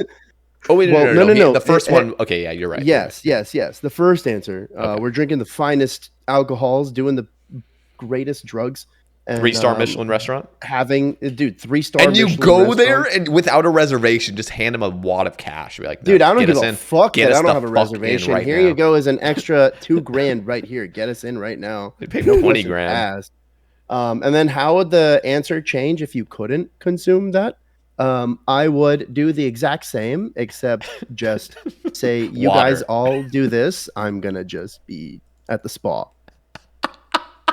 And probably in my hotel room playing RuneScape because I'm a fucking loser. Oh my god, that's awesome. What about you, Ian? If you ask me, I would go answer one. What's the answer one with all the shit? How I would quit my job, I'd tell them, I found a different career path. The end of the year, that's it. I'm out of here. I would do the last 6 weeks or so. That way, nobody's got any ideas. And I'd move out west. I would split the house right now with my dad. I'd get out of here, go out west, because we just went out west to Vegas. I went out to LA a couple weeks afterwards. My cousin got married. I got a little taste of that West Coast feel, and I don't know if I got the West Coast fever or what. I need to get out of the Northeast. So I'd move out west, find whatever house, wherever, $1 billion doesn't matter. I'd get settled out, and then all my people back home, I'd let them know, and I'd start picking, pulling, bringing out west. You gotta bring the homies with you, and I don't think it would change. The only thing is, no alcohol. I don't know, because I'm not no weed too. Well, I don't feel know, like this is the answer is like including like you would do it an extra amount with the $1 billion. But if you're already doing that, I don't think there's anything wrong with continuing what you normally do. I mean, I wouldn't go like crazy overboard or anything, but like I don't know. I'd move out west. I wouldn't see snow ever again. Are you kidding me? Dude, Cold weather? What's that? I'd be sitting inside. You kidding me? I know exactly the feeling I would get if I like actually won $1 billion. It would be pure fear. And the only 100%. reason I know that for a fact is because when I pulled this is so weird, but like when I pulled my first Tebow at 20kc, my first thought was like, holy shit. And then my second thought was, I need to secure my fucking account. Like that's the only thing that was in my head of like, okay, my account actually has like wealth on it now. Like it's like a valuable account. And this is, keep in mind, like 2017, like early. And I just felt fear. Like I felt like I was going to get hacked for some odd reason. I maybe that's irrational, but like if I won $1 billion, I'd be in fear for my life in some weird sense. I'd be like, okay, I need to get my finances in order right now. Like go to a fucking accountant, just get all this shit in investments. Like make sure. I don't know. You know what I mean though? Like, am I crazy for thinking that? Like, No. Not at all. I mean, these things have value. You got to be protected. Yeah. Like you especially like, I mean, like if his question was $1 million. Yeah, that's one thing. $1 billion though, like Jesus Christ, man. Like $1 billion. Like for example, when I was in LA, I'm like, let me just toy the idea of looking at houses out here. Yeah. Something I want is easily 2.5 million.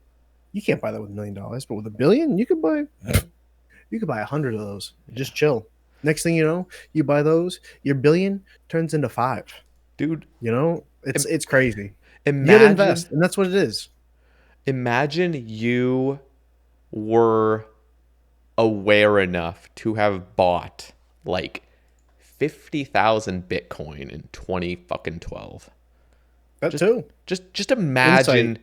You had done that. Like something that you were there, right place, right time. Maybe you even kind of forgot that you bought these Bitcoins because you thought you were just trolling, you bought it for like fucking $5. Oh, you want to know a funny thing, dude? What? My roommate in college in 2013 used to buy drugs on the internet with Bitcoin. Holy shit. And it was like, what, like he used 20, to just buy and sell like 200 Bitcoin for a fucking gram or some shit. Oh, yeah. It was like Bitcoin was like normal amount of money. I mean, it translated to like, I don't know, just kind of, I don't know how much Bitcoin he was spending on. No, that's the guy that bought like one pizza for 10,000 Bitcoin. Back in I've seen that, and this was like a routine thing we used to do. Like it would get like sent to like the Silk Road back in the day. Yeah. Like we used to look at that website just kind of for fun. I mean, all we used to do for it was like kind of buy weed and like maybe a couple other extracurriculars, nothing too crazy. But I remember looking at that website, dude. You could buy like sniper rifles and fake passports and shit. They had like all sorts of stuff on there, man, and it was all Bitcoin. Dark web. He ended up buying and selling like maybe like 200 grand worth of Bitcoin just to buy weed that was like untraceable. It's actually crazy how like there were some young people that just got hella fucking rich just off of. I mean, I remember even in 2016, I was in college, and one of my roommate's brother came out for like a week, and he had this like, he was just a fanatic with Bitcoin. I don't know I think the price was around like 1.5K at the time. And when you see that, and he's like, dude, like I'm like buying Bitcoin and shit. I'm like, bro, it already fucking peaked. Like you're late. Like, like it's already over $1,000. Like you think it's gonna go fucking higher. That was my mentality. I'm like, this shit just like you missed it. You know what I mean? That's what it always felt like. Right place, right time. Yeah, and then all of a sudden it shoots up, you know, to like 17K, and then eventually to like almost 70K. Like, I don't know, it's wild to like see these things. And then you see like I remember being on Reddit and just browsing the homepage when like GameStop, there was like some crazy motherfucker that I don't know the whole history with like the GameStop like stock and all that shit and the AMC stuff, but like some guy had made just a filthy amount of money just from holding and just cashing out at the right time and stuff. And just, I don't know, you see those things, you're like, Jesus, man, like all it really takes is just Right place, right time. yeah. I mean, it more or less is winning a lottery. Mm-hmm. Yep. I mean, insight's the half the battle. Like, you mean, you think of like the things you see now, people done in the past, and it's like, if you look back and get back to it, it's like, damn, what if I was doing this back then? Where could I be now? But it's the shoulda, coulda, woulda. And it's, you know. Well, here's the other like weird thing that I think. If you were just handed basically like, you know, in a like metaphorical sense, like handed like, you know, $50 million, $1 billion, just like something where like you didn't even work for it, just kind of fucking happened, luck, like just pure luck, would you be happy? Like, would you be satisfied with that? Because then at that point, like, you really, I mean, the world revolves around money. So if you were just given it, like, it feels like you just skipped all the pleasure of like building the wealth in a sense. And I know that kind of sounds like odd, but for me, like, imagine you just bought I'm just going to relate it to RuneScape because why the fuck not? Just imagine you just bought an account. You just bought an Ironman. You just bought my, like, you know, Sae Bae account. It's like, okay, yeah, I got this sick account. Now what do I fucking do now? This is boring as shit. Like, I guess I can raid and stuff, but like, I don't know. You know what I mean? Like, obviously there's other pursuits in life besides just acquiring more money, but like, would you be happier with a bunch of fucking money compared to just grinding as a normal person? It's funny you say that because, like, it's funny you say that because where I live, there are certain areas that are just the ultra rich, like top 0.1%. Mm-hmm. Like, it's insane, man. Like, you go and see them, and it's not new money. It's all old money. It's like, oh, the father of the father was the inventor of this, and now we have this. And they're just fucking miserable, man. Like, these people with the real money, all they do is just sit around and just complain. And it's like you go there to like service their AC, heat, and all that, and it's just like you think your problems are bad, but then you look at theirs and you're like, damn, they got everything and they still have problems. But that's not always the case. I've met some who are extremely humble. You wouldn't even know they had all that kind of money. Mm-hmm. And it just depends on how they got it and what like stage they're in, because like a lot of it is just shared wealth, and it's crazy, man. Like the amount of money that's truly out there, and like some of the houses we build, man, you're like, this is insane. I wish I had a drone that I could take pictures of these houses and just show you guys. Just go on fucking YouTube. It's insane, man. It really is. It's just a different world, like, and it's only like a half hour from where I live. You know, some of these roads you go down, and you're like, damn, I've never seen these houses before in my life. 5,000, 6,000, 7,000, huge mansions, bro. And it's like so funny because, like, you know, I'm not trying to dog on it, but like the house that the base guys rented in Vegas, it was a very nice house. Great for what they did. Nobody would ever live in that house, like, unironically. No, it was not a living house. B&B. But to me, I'm like, this is just a house, man. Like, because I've done the turbo, gigantic, like 20,000 square feet house, and I'm just like a regular, like, interior design wise, they went crazy on that house, and that's what you can tell. It's all the curb appeal, the look at this, shiny lights, neon lights, this, the wallpaper, and like a lot of these houses go like the interior. It all depends on the interior designer. Some of them you can be like, damn, This one is just plain. And some of them you're like, what the hell am I looking at? And it's just, I don't know, man. There's so much out there. And like, you know. Yeah, no, I mean, just literally, but then you wonder. I mean, so much of your happiness depends on your own mentality and shit, because it doesn't matter if you have the wealth or not. Like, obviously, there's a certain amount you need to just have a roof over your head and food and not feel like you're fucking gonna die any day. But at some point, there's so much more to life than just having a bigger house or better clothes. Okay, here's a different topic from... Well, Marvin, okay, we already kind of covered this. Marvin's asking, Juicy, please give your thoughts on drift net fishing. I think we'll just skip that one because I'm getting an aneurysm.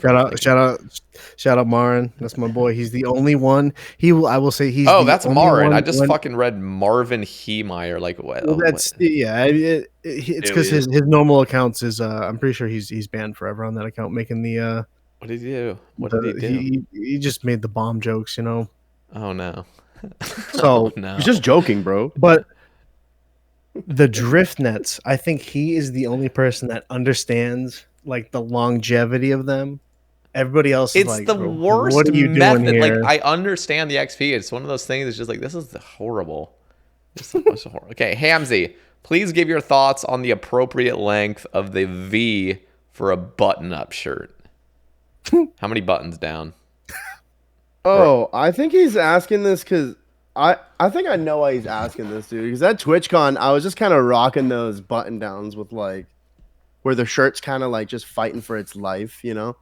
I don't know, man. I used to just rock like, first of all, if you just have one button unbuttoned, you kind of look like a virgin, you know. If you got two, you know, you got a little bit of neck and chest. What if you got no buttons? Or like, I mean, I'm saying like all the way up, like that's better than one. You know, that's like a statement itself. Actually, okay, that's not like so. One is the worst. That's like a thing. Yeah, one is the worst. You look like your mom's just fucking dressing you up for school. Oh, let me stop you there for a second, Hamsey. When I walked into the base party, bro, I had one button undone. He goes up to me, "Hey man, you need to show a little more. You need to show a little more than this." He literally undid two for me. It was like, "That's a lot better." Dude, I do that? I don't even remember that. Bruh. You're like, dude, you look. He's like, you look sick. Let me undo a couple. He's like, you need to undo some of those buttons, bro. Bro, fucking that just reminded me of a fucking funny story when I was a kid. There was a guy, I would go to church, and there was a friend that was like, 3 years older than me, and he would be like, hey, like, like at church you got to wear your tie and your white shirt and shit. And he would go over to like all the younger kids, like me and everybody, and he'd go over and like, okay, I need to adjust your tie. It's a little bit off. And as he's like pretending to adjust your tie, he would unbutton every fucking one of your buttons, like incognito, basically. Like, you don't even know, but then you're walking around and your fucking belly showing. Like you don't even realize your whole fucking shirt just got unbuttoned like instantaneously. He nailed it. Yeah, no, I don't let the belly show because I got a little bit of a beer gut. So wait, let me ask you this: is there a fashion statement of going upward, like unbuttoning up, like from the down up? From the down. No way. I'm just thinking, like, there is. I haven't seen it yet. The most based is one button off the top, 3 buttons from the bottom as well. Oh, bro, you're gonna have a fucking define 8-pack for that to look anything. It's funny you say that.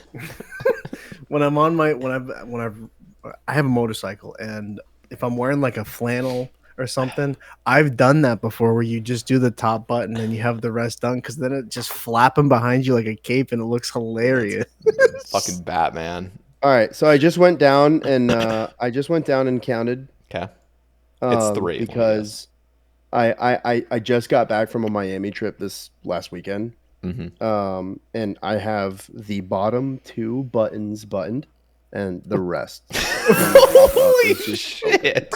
It's like 6 buttons undone. Bruh, what the It's fuck? like from like above the belly button to just like rest of your chest. See, that's like that's like at the point where I feel like there's gonna be some fucking tree branch that like grabs onto my shirt and just tears it off. Like I just like there's too much looseness, High risk, high reward, baby. It's funny we talk about the buttons here because when I was at my cousin's wedding, I had the bow tie buttoned all the way up to the top.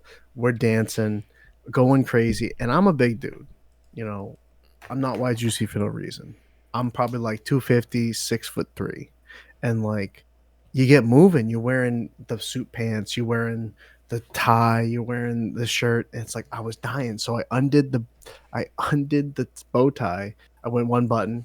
You're like, oh man, that's not enough. You go two buttons. You're like, whew, I'm still dying, sweat dripping. I go three, and I'm like, I can't do anymore, man. I have a full, like, just like hair all over my chest and stomach. This like, man's a bear for those. I can't go any further, bro. Like three is max for me. I don't. Hamsey could go all the way to the bottom, 6, bro. It sounds like he's got 8 down to the bottom. All right. I mean, dude, the looser you go, the more loose you feel. I was gonna say, and that was what I was gonna tie it in with. The more, I was gonna say, the better you feel, the more buttons come undone. Yeah, the more drunk you direct get, correlation. you can just take it Exactly. all right. More drinks, more buttons. Heater, shout out Heater first off. Juicy, who are your favorite streamers right now, and what are your suggestions to update Kurend Favor as a new portion of the map gets added? Okay, wait, what? And what are your suggestions to update Kurend Favor as a new portion of the map gets added south of Zaya? Hamsey, what is your favorite game show?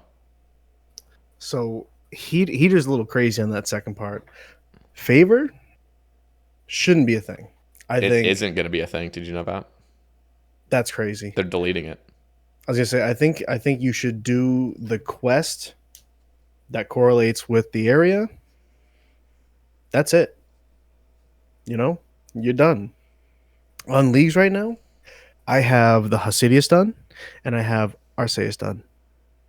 The other 3 I haven't touched, or 2, whatever it is.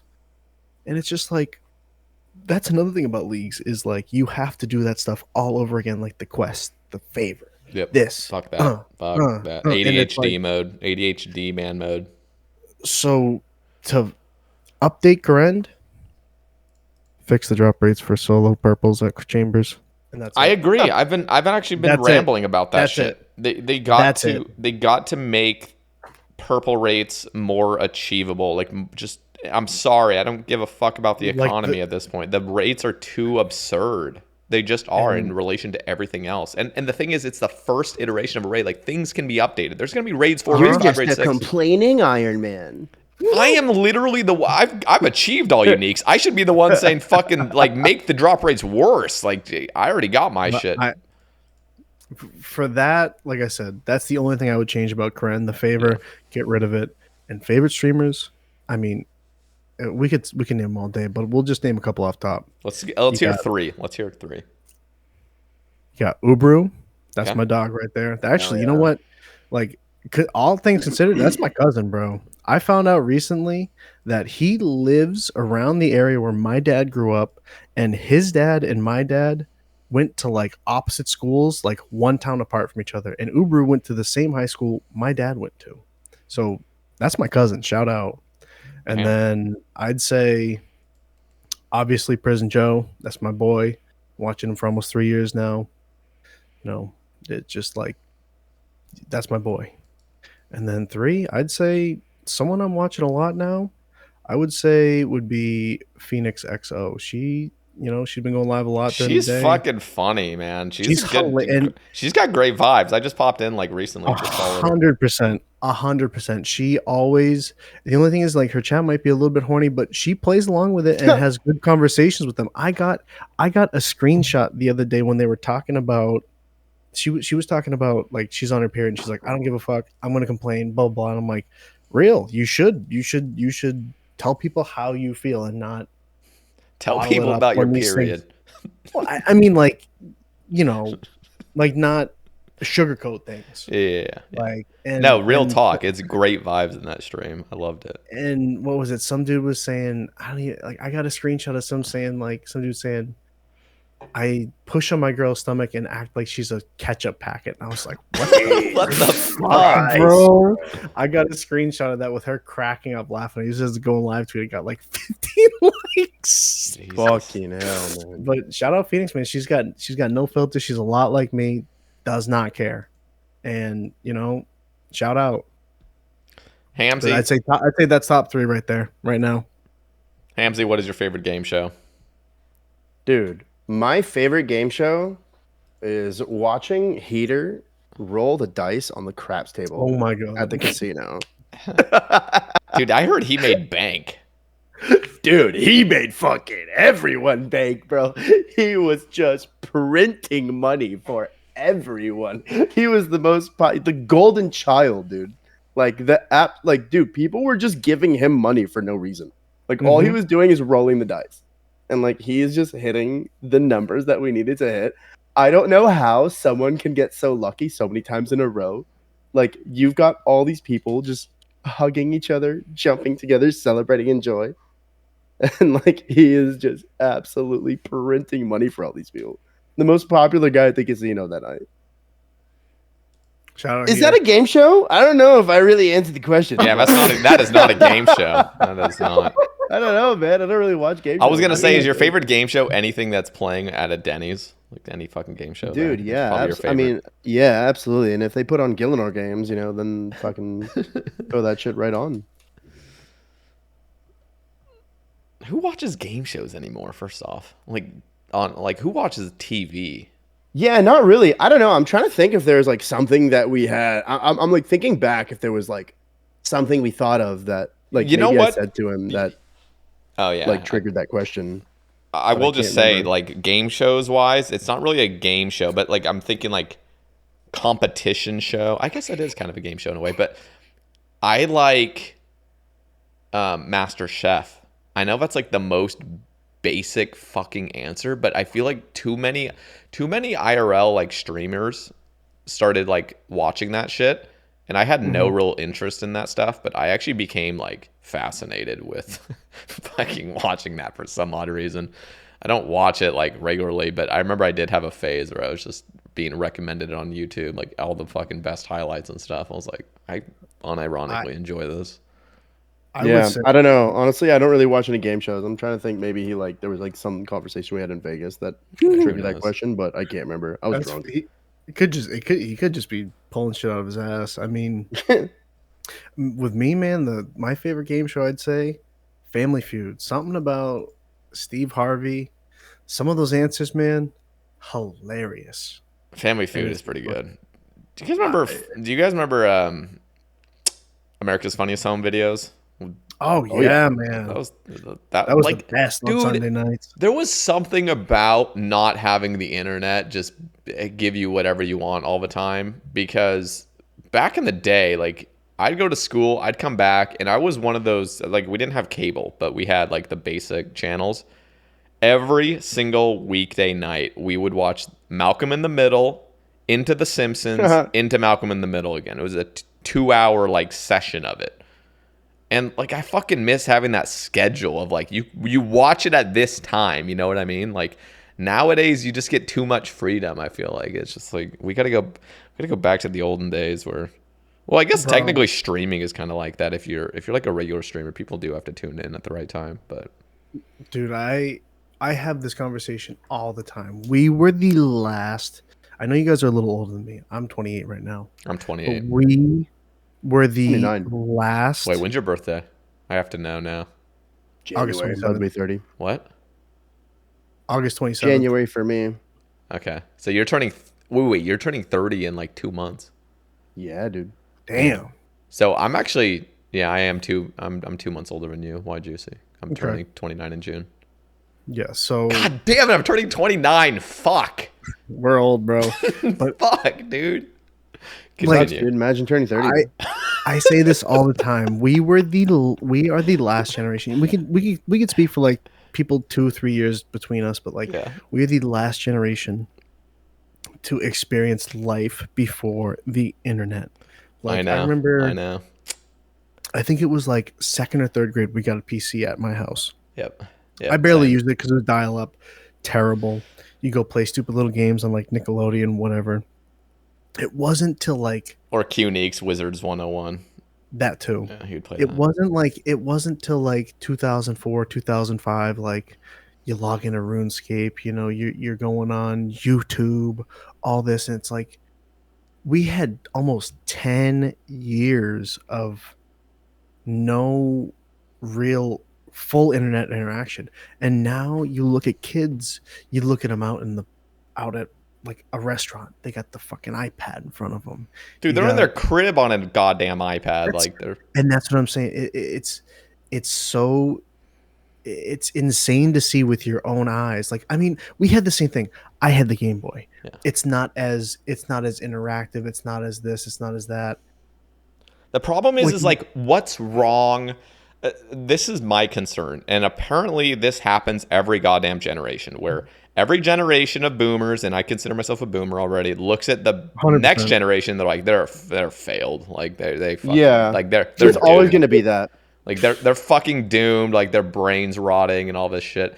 But it's like life continues and it evolves. Like, and we're at the stage where we're at like this exponential evolution where it's like, bruh, literally you are in a sense, this is my obviously like ignorant position, potentially I'm not a parent, but like I'm just thinking, if you deny your kids access to the internet and technology until you think it's appropriate, like, okay, when you're 12 you can finally have like, it's like, bruh, we're living in the fucking 21st century where you need to know about this technology and shit, like to be successful. I mean, I'm sorry, but we're living in an era where you need to be online, like in every field possible. And so like, Yeah, no, I fully agree. Like, you have to let your kids adapt to the times.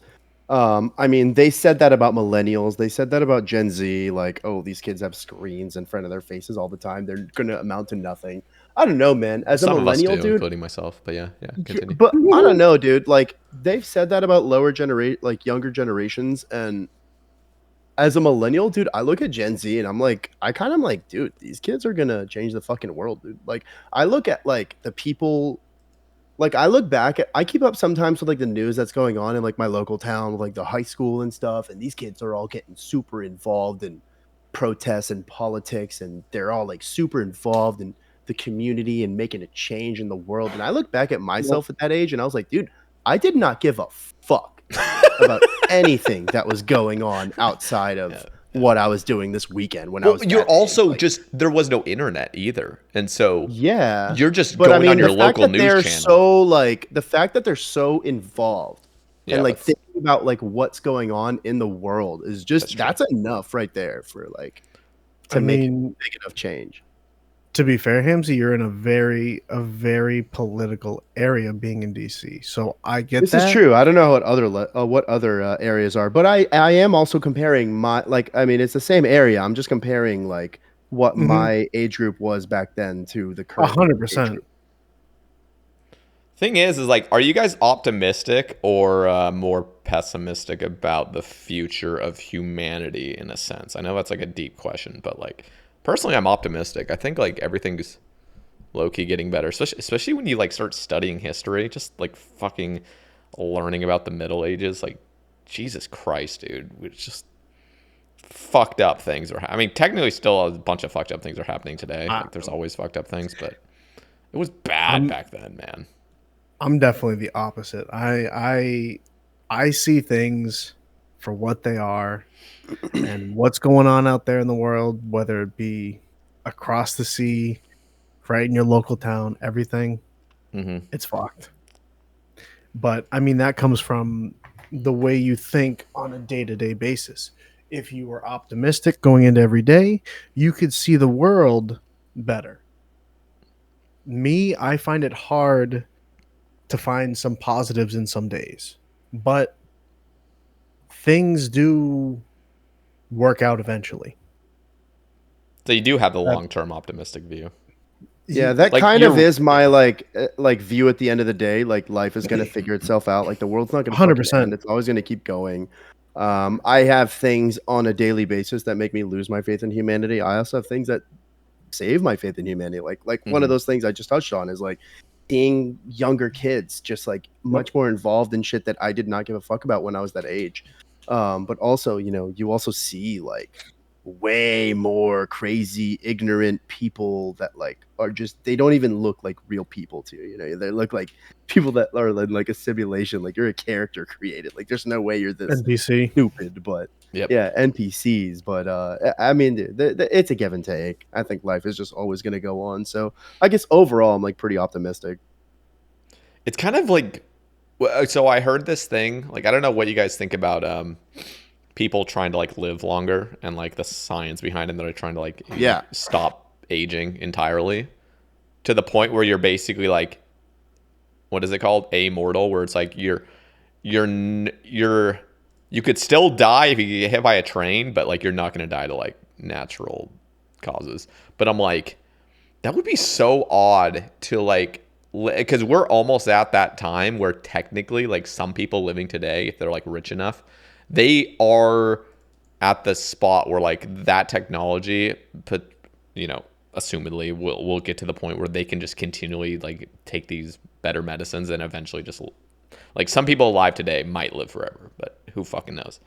But it's like, I don't know, that's kind of like a weird thought to think of, like living beyond, I don't know, like living like to like 3000, like the year 3000. Like what the fuck's even gonna happen in like 200 years from now? Because like imagine living in 1823, you know, like 200 years before now. You could not fathom what the world is like today. In fact, I saw this fucking Instagram short that my brother linked me, and it was just like this stupid meme of like, imagine you live in the 1800s and just randomly got teleported to this fucking rave, and the rave was just like this flashing show and just like the loudest music ever. It's like, imagine you're just instantly teleported here, like you would literally think you're in hell. Like just like, what the fuck is happening? But I bet you anything in like 200 years from now, if you could teleport to there, you would just probably die from astonishment. Just like, what the hell is going on?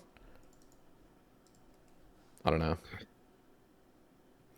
Crazy. Time travel's a whole different thing, man. Like even like within your own lifetime, imagine like, you know, horrible events when you were a kid, like looking back, time travel back there and like try to fix them. But then you think to yourself, I wouldn't be the guy I am today without those things happening in childhood or being a teenager or a young Gear up adult. with some PK gear and go kill Duriel 321.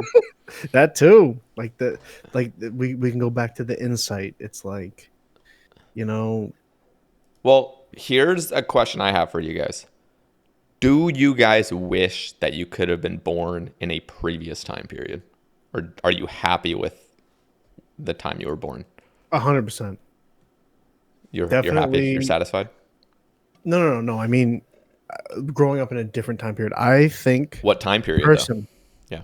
Like, I think to myself, like I said, like a couple minutes ago, we grew up in the last era of pre-internet. I think the people that are about 5, 6, 7, 8 years older than us that were in college when like Facebook dropped, I feel like they had, that's the pinnacle. That is the perfect, like you had the beginning of the internet, you're in college, you're doing everything out there, and like these things are booming in front of your eyes.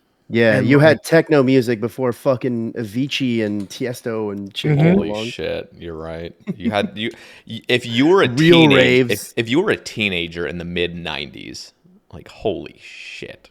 Yeah, like basically being baggy pants and shit. Literally, like being a teen, like you said, being a teenager in the late 90s, early 2000s, like being in high school, like 2000 to 2004. You're in. So like the people turning 40 now, like basically, because so one of my first jobs, I scooped ice cream at a very famous place around where I live, and I worked with people that were up to 10 years older than me at the time when I was like 15, 16. So you saw like the people that were in college, out of college, all this, you get the experience, you understand where they were. And like where I live, like, what is it? Massachusetts, you've got UMass. So a bunch of the people went to UMass Amherst. So like they're telling me all these experience, this, that, all that. Like then you think about, oh my God, the boom of Facebook. You've got easier way to message people. And then you also think about being like in Boston culture, like the Red Sox won a World Series after 86 years. And it's like the Patriots were going crazy. I think even like the Celtics won a little bit then. And it was like the perfect time Dude, you to know be what in was college around here. you know what was also the fucking perfect Insane. time? To have started RuneScape with a brain. That too. With a brain. Yeah. With Like, a brain, yeah. bruh, you could have been fucking Zezima. Like, you It's could have funny been you say worshipped to the end of time. There's a guy I work with. He's a mod in my channel, Beast McNasty 32. He doesn't come around often because he's like 5-6 years older than us. But he played RS Classic. He tells me stories of, yeah, man, used to get so much XP per day, like in-game day. You'd have to sleep. You'd have to bring a what is it, like a sleeping bag with you and sleep where you were. He's like, he remembers the classic days when it turned to like RuneScape 2, when it came to like what we are now. And like he still logs in time to time on that original account that is now RS3. But it's crazy to see like being that age at that time, because he's around that age that we're talking about. Like wanting to be in that generation of just the technology boom. Yeah. It's just- I mean, I played in that, I played like right as RS2 came out. Like, When Classic finished. Like 2004? 2005 Okay. is when I started. I started about Like when I they started too, yep. already had like the first wave of maxed players. Like I remember Zezima was maxed. Like I remember the old Knight, fucking You Love Me. Yep. Dude, I used to look at these high scores for no reason. Yep. As like a child, dude. I remember seeing these players in game because there was only so many worlds back then. You know, it was like not that crazy. Where were to they? actually, Where did you see them? Like generally? dude, so I actually saw Zezima like many times. I think we chilled on the same world because like me and all my friends, like World 10 was like our world, and that back then there was no like world like 410, 310. Mhm. It was like World 1, 2, 3, 4. Yep. And like World 10 was our world that we chilled in. I don't know if like that's the world Zezima chilled in all the time, but I remember like a fat handful of times that I ran into Zezima. And every single time I saw him, he was wearing nothing, running on the go, you know, crowd of players around him. I remember the way his character looked, dude. It was like a very basic short hair, no like nothing, not like a whole lot going on. And he just always was wearing nothing. Probably because like, you know, like that he was like one of the first like efficient game players, you know, like no graceful Mhm. going on, you know, you're weight reducing, just that like that was the thing back then, to just like wear nothing.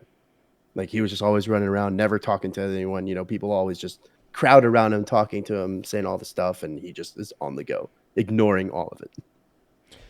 Okay, this is kind of relevant, but Abby McCoy asks, ask them about their earliest memory on the internet. Do you guys remember your first experience on the internet? I don't even think I remember mine. Like I think of some memories that are early, but I don't think of the first one. Pretty dark fucking times. I remember logging in. I remember the dial-up, like the noise it used to make. Look, I don't even need to make it. I can hear it. It's embedded in my brain. I don't remember what website it was, but I remember playing like a Sylvester and Tweety game where you'd try to catch Tweety as like Sylvester. I don't remember what site it was on, but like if I close my eyes and think back to like the earliest memory on a computer, it was like the old Gateway, you know, white ass computer, like old style mouse, old style like keyboard. Then we upgraded. The monitor weighs 80 pounds. Oh my god, the monitor's the fat little monitor, little tube TV. whole it's back like behind it. Yeah, the back's bigger than the actual screen itself. Yeah. Maybe 12-inch screen. You hit the button, it's like a light bulb turn on, it like blinks and glass fucking screen that has like two more inches till you actually see the pixels. And it was dude, tiny little crazy. Small tangent. Can I just say, dude, do you ever get jealous of those people that you see post pictures of themselves like they're adults playing RuneScape, Bruh, and you see them. I have a drop picture. video. I'm gonna actually post this, I think, on my YouTube. Dude, there is I a played video so- of me playing RuneScape, and it's me fucking running Bro. to the Falador fountain. Like, Oh like, my my God, dad dude. is camcordering this shit in Oh my 2005. God. And I'm sitting there on RuneScape, and I'm fucking like walking back and forth from Remington to fucking Falador, like filling up buckets for some godforsaken reason. I think that was my red berry pie grind that I made. I made 500 red berry pies for my first meal. Dude, I see those pictures and I get hella jealous because I'm like, dude, you not have I any? was playing at the same time. Mhm. I was a fucking young ass kid, and I had no footage of this. Like, there was so much. Like, it just never happened. There was so much Same. time that I spent at the computer, and like, I wish I could just have one picture of like me and my friends You at don't the have computer. any picture? Not a Dude, okay. single one. I'm dude. sorry. Same. I need to go on a fucking tangent right now.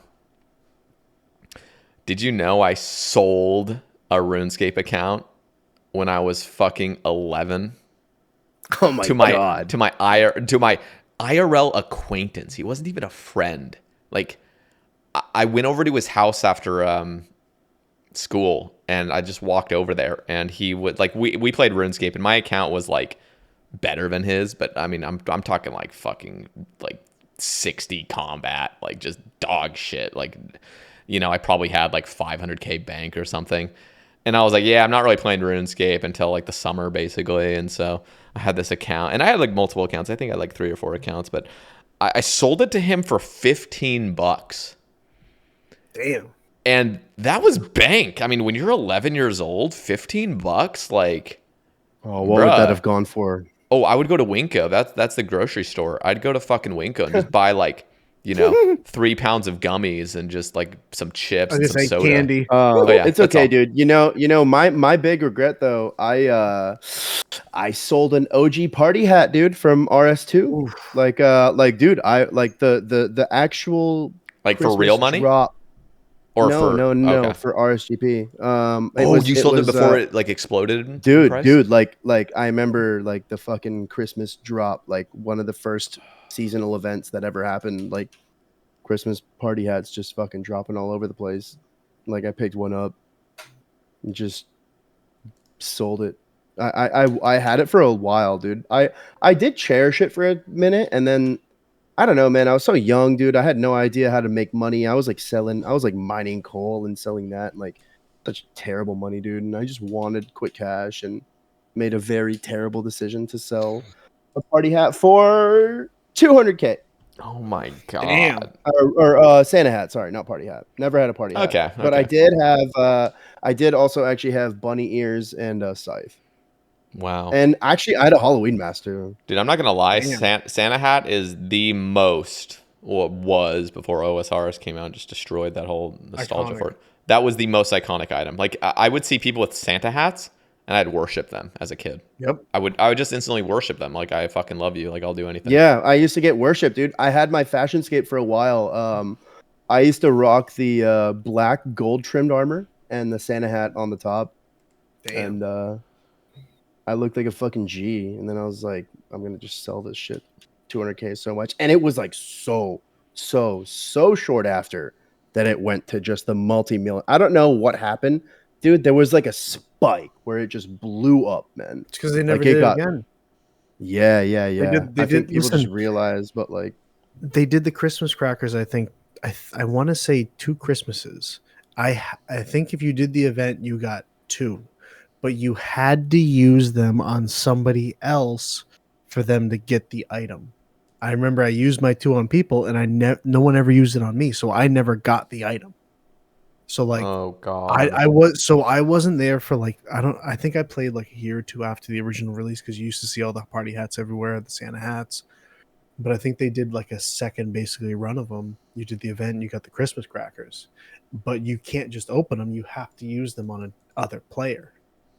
So I think what it was is I never got one used on me, so I never got one. But then you look back years later and you're like, damn, I was You were a there. fucking idiot. Yeah. I was there. That's crazy though. Yeah, I worship Years people. ago now. I worship people with Santa hats and all that shit. Almost 20 years now. It's crazy. I know. Dude, next year I will have been playing this game for 20. Yeah, well, technically I took an 8-year break, like legit never playing. I just played Guitar Hero Oh, and for sure. Call of Duty Yep. and shit. But yeah, 20 years since I first started. All right. Okay, Lilywick asks for Hamsey, what's it like living a secret double life that your coworkers don't know about? And for Juicy, what's your favorite type of sandwich and why is it the best? This is You gotta bring up yeah. the context of this because this is a base after dark kind of Yeah, lore. yeah. I guess the secret double life. I Just mean, in hope my to God top, that nobody that knows you in real life watches those podcasts, right? dude, I fucking hope not, bro. I mean, dude, if anyone watches this, they're probably watching Base After Dark. It's like at that point, like my life's already over. It's true. So, but yeah, you know, I have like my full career. I'm a hotel manager. I have like a job that I get up and put on a suit and tie and go be like hella professional for 9 hours, 10 hours a day. And when I'm not doing that, it's, you know, full on go-go mode. There's all this other shit that I'm doing. There's the streaming, the partying, and you know, you go from this like childlike wonder straight up into, you know, setting your alarm clock and just getting up, and you're in a all of a sudden meeting with executives and talking about what your game plan for quarter 4 is going to be. And it is kind of goofy, you know. I do think about, like, sometimes I look at my phone and I see like a message from Prison Joe or like, what are we doing tonight for the podcast, and I'm talking about like goofy topics, and you know, I'll be like stepping out, hey guys, sorry, I have to step out of this meeting for 1 second, you know, a little hungover, go step into the bathroom and, you know, take my jacket off, throw my tie over my shoulder, roll my sleeves, I'm just fucking puke in the toilet, wipe my eyes out, and come back and just fucking get back to it, man. I mean, it is I'd say in the lately though, I've been kind of I kept this up, I'd say, for the last I mean, my career, I just passed 6 years of being with my company, which is the first job I got straight out of college. And then, you know, so I kept this up for maybe like 5.5 years. Lately, man, I've just started giving less of a fuck, to be honest, because I don't know, man, life is short, and I've started just kind of like letting my results at work show for me. I've had a couple angry Twitch people find out where I work and, you know, send my shit to my work, which is not something anyone really wants to go through. But what I can say is once it's done, it's done. So honestly, fuck you. And also thank you for that, because now they know who I am. Yeah. No more stress. It's open format. Nothing else to hide. I told them this is who I am. I'm going to let my results show. And you know, I'm still going to get my shit done. You know now that I'm a shitbag outside of work, but as long as I'm still getting my stuff done, like, do you really need anything else out of me? Fuck Really? yeah. You know? Yeah. So honestly, kind of comforting to let that happen. And honestly, man, it's been really great. Like I even have like a different way I talk to my team, and I feel like a lot more open about the way I can communicate with people, and it's a lot more kind of like my style too.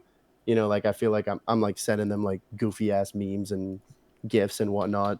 And I don't know, man. I think I should have done this a long time ago, to be completely honest. But yeah, no more with the double life. If you think about it, though, there was a time when it probably legitimately was inappropriate. I think it's easy to see now that it works out, but I think just mentality changes and everything like that, and maybe even the stream progressed to a point where it's just like, I don't know, like, because sometimes I have those regrets of like not being as transparent initially, but I'm like, nah, everything, I became transparent when it became appropriate, I feel like.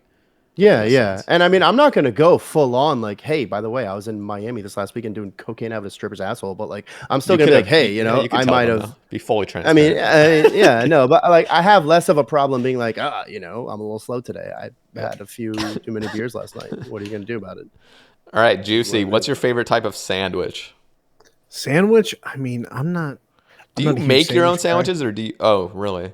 That's just. I'm like, I see, like when I go out, I'll get like a sub or something, maybe a sandwich, but like, I Where don't do you know. go if you're going out? Jersey Mike's? I mean, it's the thing is like where I live, there's like not really big chains around me, so it's all local spots. Even better. Like if we're talking about sandwiches, I would just say, like I'm talking like a sub, like probably an Italian sub. You know what I mean? Just the classic, the big three right there. You know, or something like that, or just keep it simple with a grilled cheese. That's a sandwich right there. It's very versatile. It's true. You know what I mean? The grilled American cheese. cheese? Are we talking It craft depends. singles? I mean, as a kid, yes, but as an adult, I like multiple cheeses now. Like you'll do the cheddar, you'll do like a little Kobe Jack, maybe you got like a little pepper jack, and the bread is big too. See, like, the thing is like that sounds adult, but like I'm sorry, the classic grilled cheese with white bread and a craft single, buttered and on the pan. That is all you need. And anybody, motherfucking Gordon Ramsay trying to pimp out that shit, I'm sorry, it's a fail. It's in my eyes. Like most of the time it's a fail. You can experiment slightly. I'll accept that. But as soon as you start going crazy and the cheese is just like this brick inside and just like nothing's melted hardly and the bread's too thick and all that. I'm sorry. But who knows? Maybe you make a great grilled cheese and I'm just slandering it right now. But hey, I mean, you can't mess with the classics, and I respect that. But like, you can always experiment, and sometimes, sometimes you try something, it's not the right way, and you jot it down, you remember it for next time. All right, it's all about variety. I gotta pee again.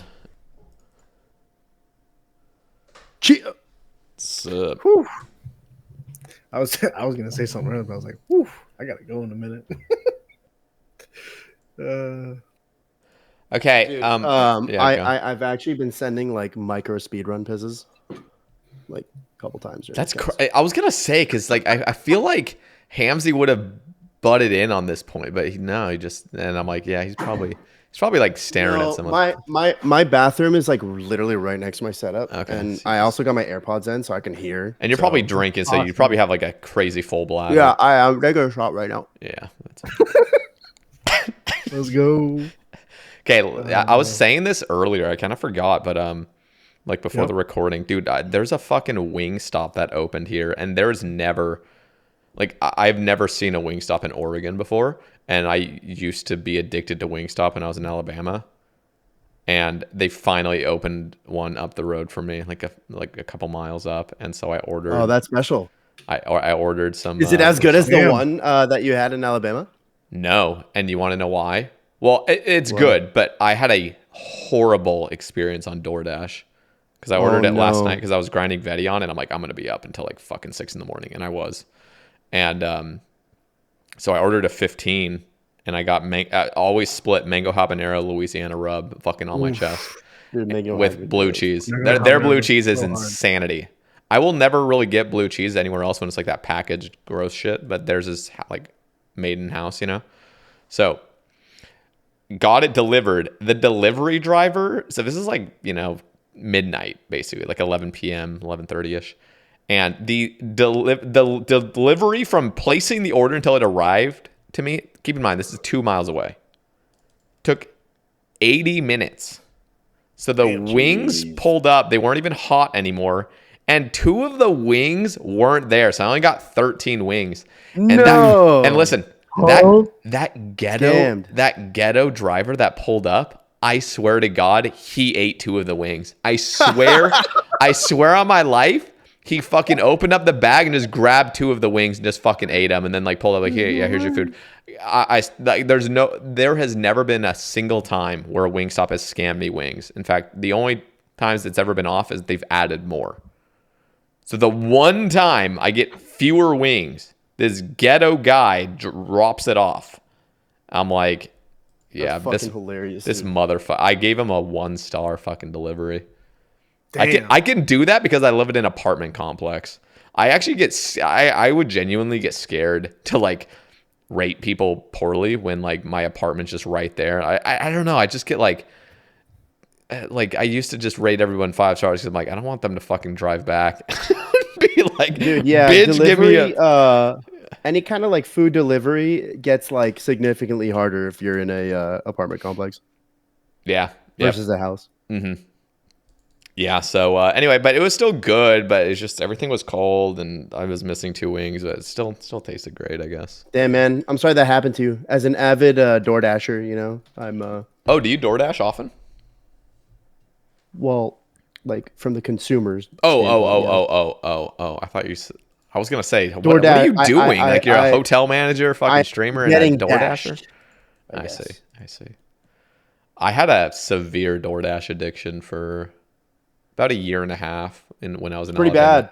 bad. No, it was at the point where I didn't even know what a grocery store was anymore. It was just oh yeah, fuck a grocery store. Like I remember checking my bill sometimes, or just like reviewing mentally. Dude, when you review, bro, you just look down the expenses. No. Like, oh my God. I think the worst time was me ordering $80 worth of sushi. It was 5 rolls. Sushi is the one, bro. Sushi's the main culprit, bro. I craved it so bad because I was high as a kite. And I'm like, sushi sounds insane. And when you're so high, you just don't even care. You're like, fuck it. I'm just going to buy whatever I want. And so I'm just looking, and I'm just picking out all the best specialty rolls. And they even had a 20% fucking discount on this place, up to like $15. So this shit would have came out to like almost 100. But it came out to $80 goddamn dollars for 5 rolls. And I just shoved them in my mouth within 15 minutes. They were all gone. I'm like, oh, damn. Yeah, dude. Yeah. My like coping mechanism whenever I come home from a serious bender is like some kind of extremely extravagant DoorDash meal. I heard like that's what I do. That's actually very based. Yeah, actually, speaking of which, I was talking about from when we got back from TwitchCon. Like as soon as I got back, because you know TwitchCon was fucking rough, and like you also add the sickness on top because that's like an extra layer because everyone got super sick. Yeah, I ordered Nobu. What is that? I ordered like Nobu, dude. It's like this it's this like Asian fusion, like sushi, but also like they got a bunch of other stuff. Like they got like steak and it's like a Japanese like kind of steakhouse. Yeah. I think it's Japanese, but it's like super upscale like Asian food with steak and get sushi. That shit delivered. I had like a $200 DoorDash Nobu order. Like as soon as I ordered it straight off the plane, dude. Like I was like getting into my taxi, like coming home from TwitchCon, and just like immediately sent that on the DoorDash, and like it like got home at the same time as I did. Just like hit the joint that I had already rolled before leaving to TwitchCon that I just had ready for me. It's just like, bro, worst thing is when you like wake up in the morning, order DoorDash for breakfast, and then like a late lunch where you're like fucking get Cheesecake Factory, and you're like, I have a problem. You check your weekly thing. You're like, I've spent over $300 this week on DoorDash. Like, I need fucking. Yeah, it's excessive, dude. Yeah, I had a serious problem because I had like no bills either, and I was like, I'm just gonna fucking live the extravagant life, just get everything delivered, everything I want. Yeah, that's probably what I would do with $1 billion if to answer Tracy's question. I would just order. No. This is the $1 billion. Okay, real talk. You have a chef. Yes. Personal. I am talking living in a great, nice house. I don't even want mansion. I just want a sizable house that's very cozy and comfy. And then I want a personal chef that I have a specialized kitchen for them. And they make me the most healthy and delicious meals. And I mean healthy, I mean like whole, like natural foods of like all the variety, like fucking seafood, veggies that are perfectly seasoned, what like you want, fruit, like it's everything. Gonna surprise you as well. Yes. Yeah. I would just have like a personal chef who's also like, he's like also gonna be my driver too. He's gonna drive me. No. You need a separate dude for the driving. This guy stays in the kitchen, or I like it to be all in one though. Like he's gonna be my chef. No. You don't need an all in one. That's a mistake. You have $1 billion. But you want it to be someone who like really knows you. No. That's why you have one better than you know yourself. You have one person that knows you, but that is not the fucking personal chef. Personal chef cannot know. Okay. So you got your chef. You got like the lady that like cleans all your shit, and then you have Wipes this your like ass? utility. Yeah, big time. Okay. And then you have the like driver. Would Dude, you? the driver's the utility player. Wait. I'm sorry. I need to interrupt. Would you hire a person to wipe? No. I would just get a very fancy bidet, dude. I'm bidet gang all the way. I would. If you're I not would hire using a somebody to bidet- wipe my ass. I'd have to yell, "I'm done!" Like I did as a fucking like 4-year-old. Dude, if you're not using a bidet at this point, like, bro, I'm not. spend the money, dude. I Drop like use 400 dude wipes, bucks. though. Dude wipes are great when you're on the go, you know. But if you're in your house and you're settled, and this is the house you're gonna be living in for a while, dude, Mm-hmm. it's the worthwhile the like $400 investment, bro. That's for fair. like a good bidet, dude. Like, dude, you get that drying mechanic in, the heated toilet seat, bro, for the mornings, and like it's great. That's true. Okay, so But no, she's not wiping my ass. Okay. That's not what I meant cleaning No, my I'm shit. saying, like, would you be interested in that if you had the money? Would you hire somebody to just be an ass wiper? No. Professional, But though. I would It's like have. the I would perfect- have.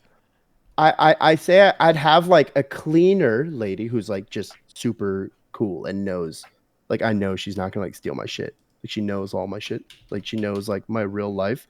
The chef is very important, but then I think you have this like secret, like super important utility player that is like, I guess their main job is the driver, but they're also like super well connected at all the restaurants and clubs, and they make reservations for you everywhere. Oh shit! And they're also like Jason Statham and can like beat anyone's ass that Dude, fucks. Can you imagine being so wealthy you can literally go to any restaurant you want and get whatever the fuck you want at all times? Just you don't have to care about what you're getting. Like you just get a bunch of shit and then just waste it.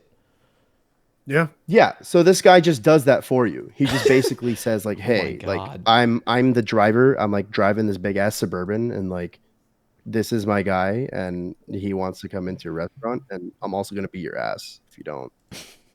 And he also like has all the connects for the drugs, just in case. Yeah. I mean, I would just get a separate drug guy. You know, no. Actually, you're right. It's got to be interconnected. Yeah. Damn. where did this come from again? I was talking about Wingstop, and then it just drifted to fucking here. Jason Statham being our private driver. Okay, let me ask you guys about RuneScape. So, what are you guys like plan? So, Ian, you said you're planning on maxing. Is that correct? We got on the horizon right now. We still need to get. We need a Fang from TOA. Okay. We need to conquer the Inferno. Get Infernal Cape. I need to either get a blade or a lot of whips, and then we're going top. Don't I even get a blade. Like I have zero. I have one top KC, and it was an entry carry from Qneeks and Cincy Bearcat. Qneeks carried your ass. Oh my god! Listen. What does the world come to? Qneeks is Listen. carrying. All right. I have watched a lot of Tob. Yeah. I know what to do in Tob. No. I'm not blaming you for not knowing but Tob. Listen. I ran back to the pillar as it was falling, and I just died P1 Fucking fused. in a fucking Fused. entry mode. You fused, dude. I didn't even get to P2. Yeah, that's called fusing. Yep, I fused. I fused myself. Yep. And that's the only top I've been to. So that's the horizon right there, and maxing in the progress. That's Hamsey? what we're doing on the iron. So Hamsey, you said you have like multiple accounts. What are your like goals after leagues? And are you playing the whole thing, or are you just quitting in like a week or two? No, I'm gonna quit as soon as I stop enjoying. But you know, the thing that I think actually is cool about Trailblazer, that you couldn't really get in Shattered Relics is you can restart, which a lot of people don't like. I mean, early game's kind of a bitch. Yeah, there is a good amount of grinding, but you do have the opportunity to restart, pick different relics. Oh, really? I'm Same range account? relic. I didn't know that. No. I'm in on a different account. Oh, okay. I thought you could just fucking but clear your account. you get to kind of have a different experience. Yep. You know what I'm saying? Like you get to choose, you get to fight bosses in different ways, fight different bosses, take different areas, just experience different content. That's like what I really think is cool about Trailblazer. You don't really get that opportunity in other leagues. But not like I'm going to do that. I don't know if I'm really dead set on that. My main mentality right now, I'm gonna play it 2-3 weeks, Like I said, I missed a good amount of the first week because went out of town, went on a bit of a bender with the boys after day one. So I don't know. My main mentality, I'm gonna play till I lose interest, and then probably just fuck off back to main game. What are you gonna do on the main? What's your goals there, or main game? Like I said, I'm a big old sucker for Inferno. I love that. That's my favorite thing to do. I want to keep getting tasks. I want to get the pet. I do have interests in certain things that like make those. I'm not a speed runner by any means, but I do always try to push myself to see what minutes or so I can shave off my time. Like I have like a sub 72 right now with a Bofa, which I'm like pretty proud of. I mean, yeah, that's kind decent. of hard to get. Yeah, I mean, I've gotten sub 65. I hopped on the main, so got sub 65, got it in 2 completions. I feel like I could get much faster times on the main, but I enjoy using the gear that I've acquired. So I do a lot of corp. That's kind of like my like just chatting activity. I always start every stream with corp. I like just killing the giant chicken, talking to the chat about their day. Low key, corp is one of the best things for streamers if you're planning on playing like kind of long term. Because I mean, think that's my best content, dude. It's good. It's perfect stream content, and you can milk it eternally. It seems like for me, I'm just missing an Ellie now. I have the pet and everything else. I'm like 3,500 KC, and this grind, like I'm like, yes, I would like to get the Ellie quick. But at the same time, as long as it takes, it doesn't matter because it's optimal stream content. Yeah, and it's also like pretty brain dead. So it's like very, I don't know. Like I was saying earlier, I think it's good to have a good balance of stuff that's like high intensity and low intensity, and that's kind of my like low intensity activity, where I get to talk to the chat, hang out, fuck around, maybe have some beverages if we like, and then when I start running out of things to talk about, I got a Zuck task in my pocket, or maybe I go send some Tob, which is like kind of like medium. Like I have like corp as like the low intensity, Tob as the medium, and then Inferno as when I'm like, I have nothing more to say. Maybe I'll just go silent and just game really hard. Yep. But at this point, I'm like 660 KC, so I'm approaching like 100 over the drop rate without a sigil. So obviously it would have been nice to have something by now, but yeah, it'll happen when it happens. Or not, but that could be it. It could never happen. You could go 7 times high. I'm curious. This is a question I don't really ask many people, but would you guys be interested in a new permanent game mode that's different? I don't know what it would be, Mithril Man mode or Chunk Man mode or hardcore Ultimate Ironman mode, or like something that's permanent though. Would you like go hard on that, both of you? If it was implemented the right way, I have my ripes with the way Jagex rolled out Group Ironman. I try not to like critique Jagex too much because I don't act like I know better than them. I'd say if there was ever one thing that I really just got genuinely angry at Jagex about was the way they rolled out Group Iron. Why do you say that? 100%. Because they fucking put out Group Iron and then they put out leagues. Like they announced leagues to come out. Oh, I see. If you don't remember, they rolled out Group Iron. Group Iron was out, and then they were like, "All right, leagues is coming out next month," and we're all like, "Dude, what the fuck?" Like we just started. This was like the first time I ever really thought Jagex was like incompetent, like not stupid, but like I was like, dude, like you guys did you guys like sit around a table and like literally all look at each other and say, yeah, this is not a stupid fucking decision?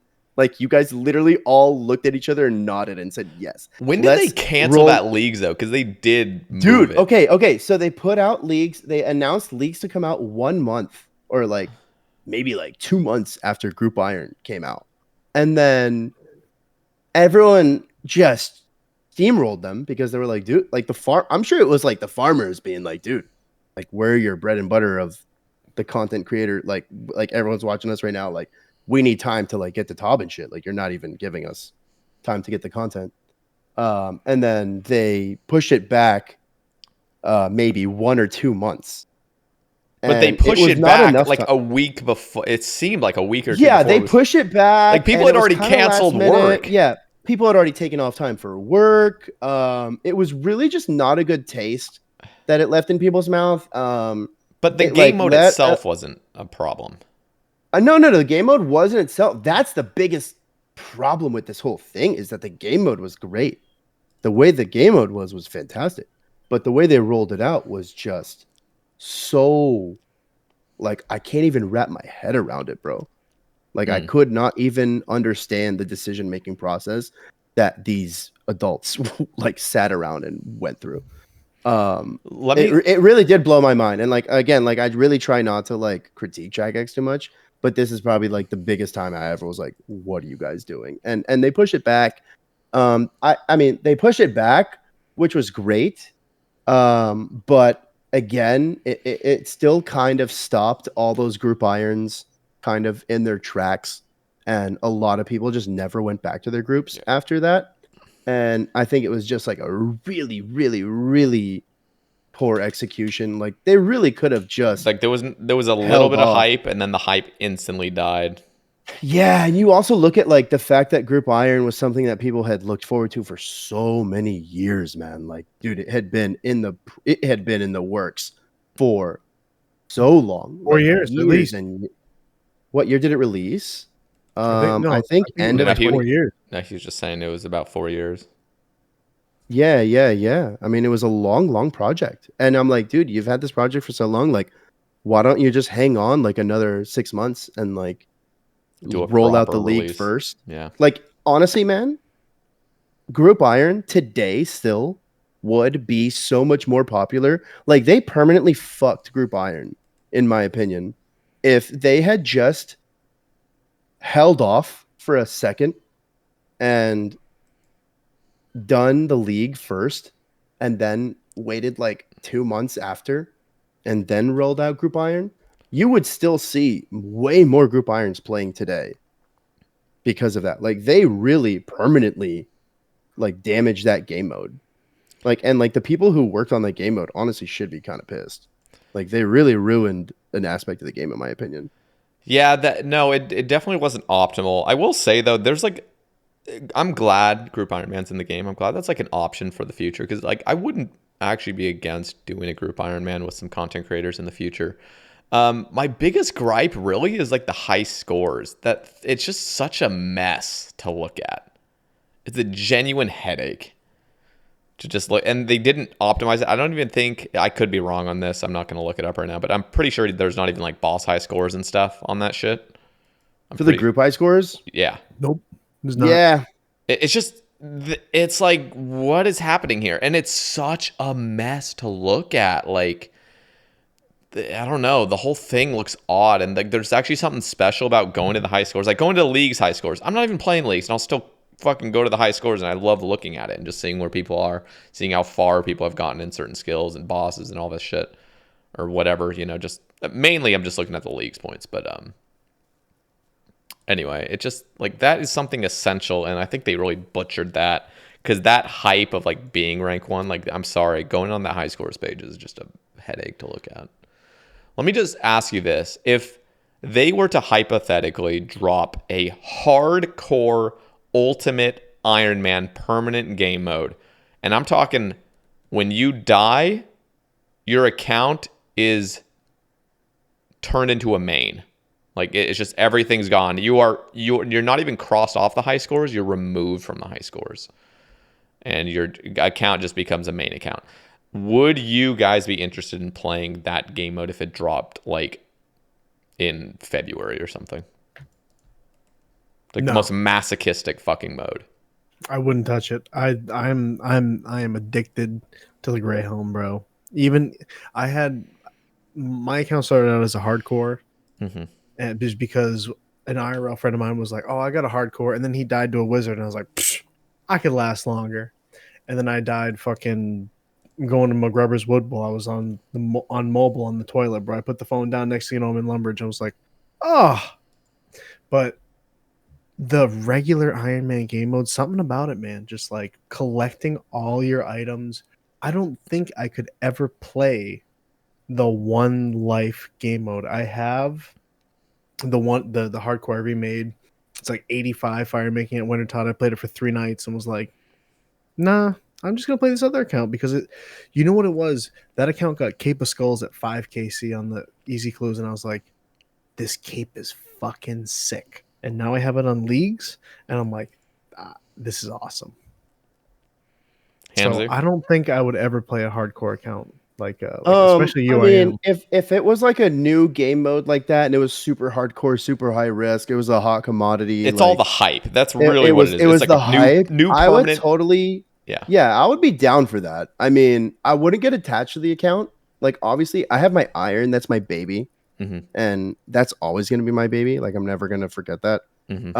But I would definitely get some joy out of kind of flexing, because what is RuneScape all about if it's not the flex?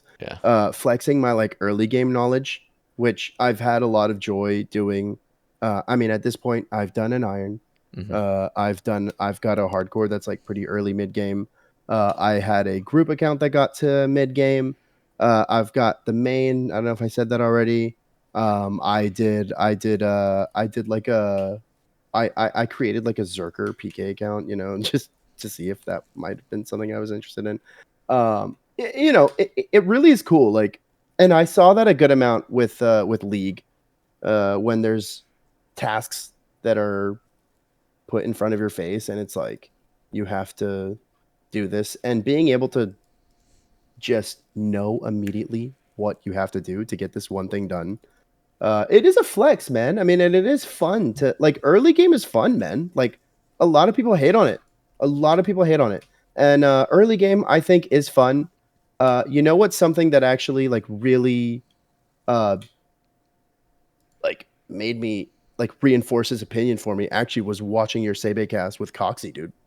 I remember you asked him a question about the remake Andy stuff, and how do you like keep going when it comes to like dying on a hardcore, remaking and starting new accounts and stuff. And he had a really good take about it. I don't remember exactly his words, but he was talking about how early game is super nostalgic. It's like what we remember as kids. And there also is a lot of fun things to happen. When we had Roydy on the Base After Dark cast, he also talked about this a lot. That was your guys' best episode, by the way, ever. What's funny is actually when we did the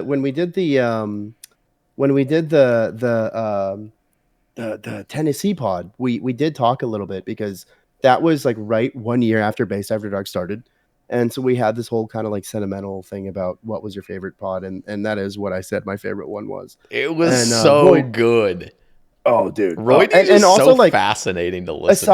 Aside from like the topics that we talked about and the way he just like blew my mind about certain things, like the fact that we got to get someone who you don't normally think of as someone who like gets drunk. We got to like really break him out his bottle of wine, dude. Yeah. It was super fun to see that like side of him. I mean, that's like kind of like some super exclusive content. But aside from that, he really opened my eyes up to certain stuff. Like, going for your Barrows gloves, like that's fun. Getting those early Slayer unlocks, like that is fun. Like, it's okay to like die and start over. Like, there's nothing that says like you've lost all this time. Like, where did you lose the time? You had fucking a great time going for it. Like, it's fine. Like, sure, you have to go for it again. That's fine. There's nothing wrong with it. Like, you had a great time going for it. Like, we're playing a video game, man. Like if you're enjoying going for that process of getting that done, there's nothing wrong with it. And like, so listening to Roydy, listening to Coxie on your cast, those kind of things made me really appreciate early game.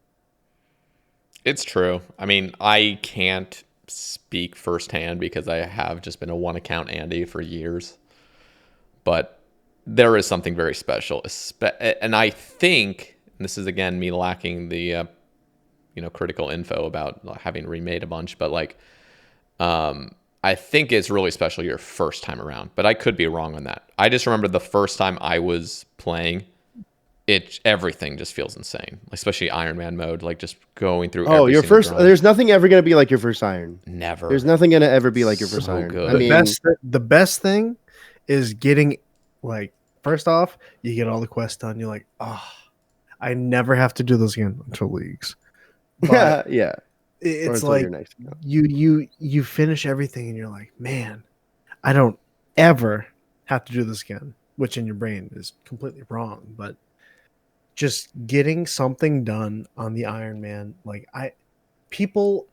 all my friends tell me, you should de-iron, you should do this, de-iron, blah blah blah, and I'm like, bro, there's something about Ironman mode that like just it like tickles your brain, you know what I mean? Like maybe you go a little dry, maybe you don't get something for a while, but just logging it, like even just doing like a farm run, like you're everything's so in. over the top. Like I have so like on my stream, my sub like alert is like this like sound, and then like there's a gif of me like freaking out over a drop. And I always get people asking like, hey, like just like every now and then, it's not a thing that comes up often, but they ask me like, hey, like in your sub gif, like what was that you were like so excited for? And people always think it's so funny, dude. That was me getting a fucking earth talisman on my like baby hardcore, like so I could finish the Varrock Easy Diary. Dude, like, getting my first rune scimitar was just insane. God, like, and then walking around with it looking like your Artie Cloak 1 rune sim, fucking just balling out of control. A one piece of graceful, like you're just I'm a king of the world. Yeah, that's good. I do like the late game though, in a sense. Like, yes, it can burn me out because there just are just a handful of just insanely stupid long grinds, but at the same time I have this weird obsession with like really pushing the limits, especially when it comes to like third age and stuff. Like, I mean, right now, and I'm not trying to I am trying to flex on you guys, I'll be fully honest, I'm just bringing this up just to flex on you all, but I am the only Iron Man currently with a full classic gilded set, and being able to walk around like a fucking G is what I live for with this game. Like, no, yeah, like the two people that really inspire me to like fully focus on my iron sometimes are you and Jake C.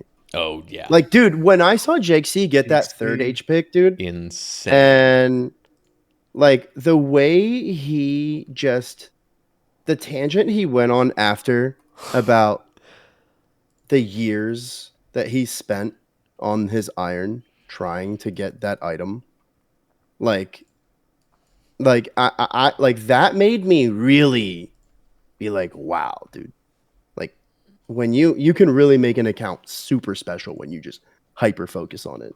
I just have ADHD and fucking love restarting and you think of like people like Alfie and other people that have put in a shit ton of hours. Like imagine Alfie had put all of his focus into one account. He would have an insane account. But the thing is, he's ADHD too. So and that is my king. That is actually the first streamer I ever watched. Wow, really?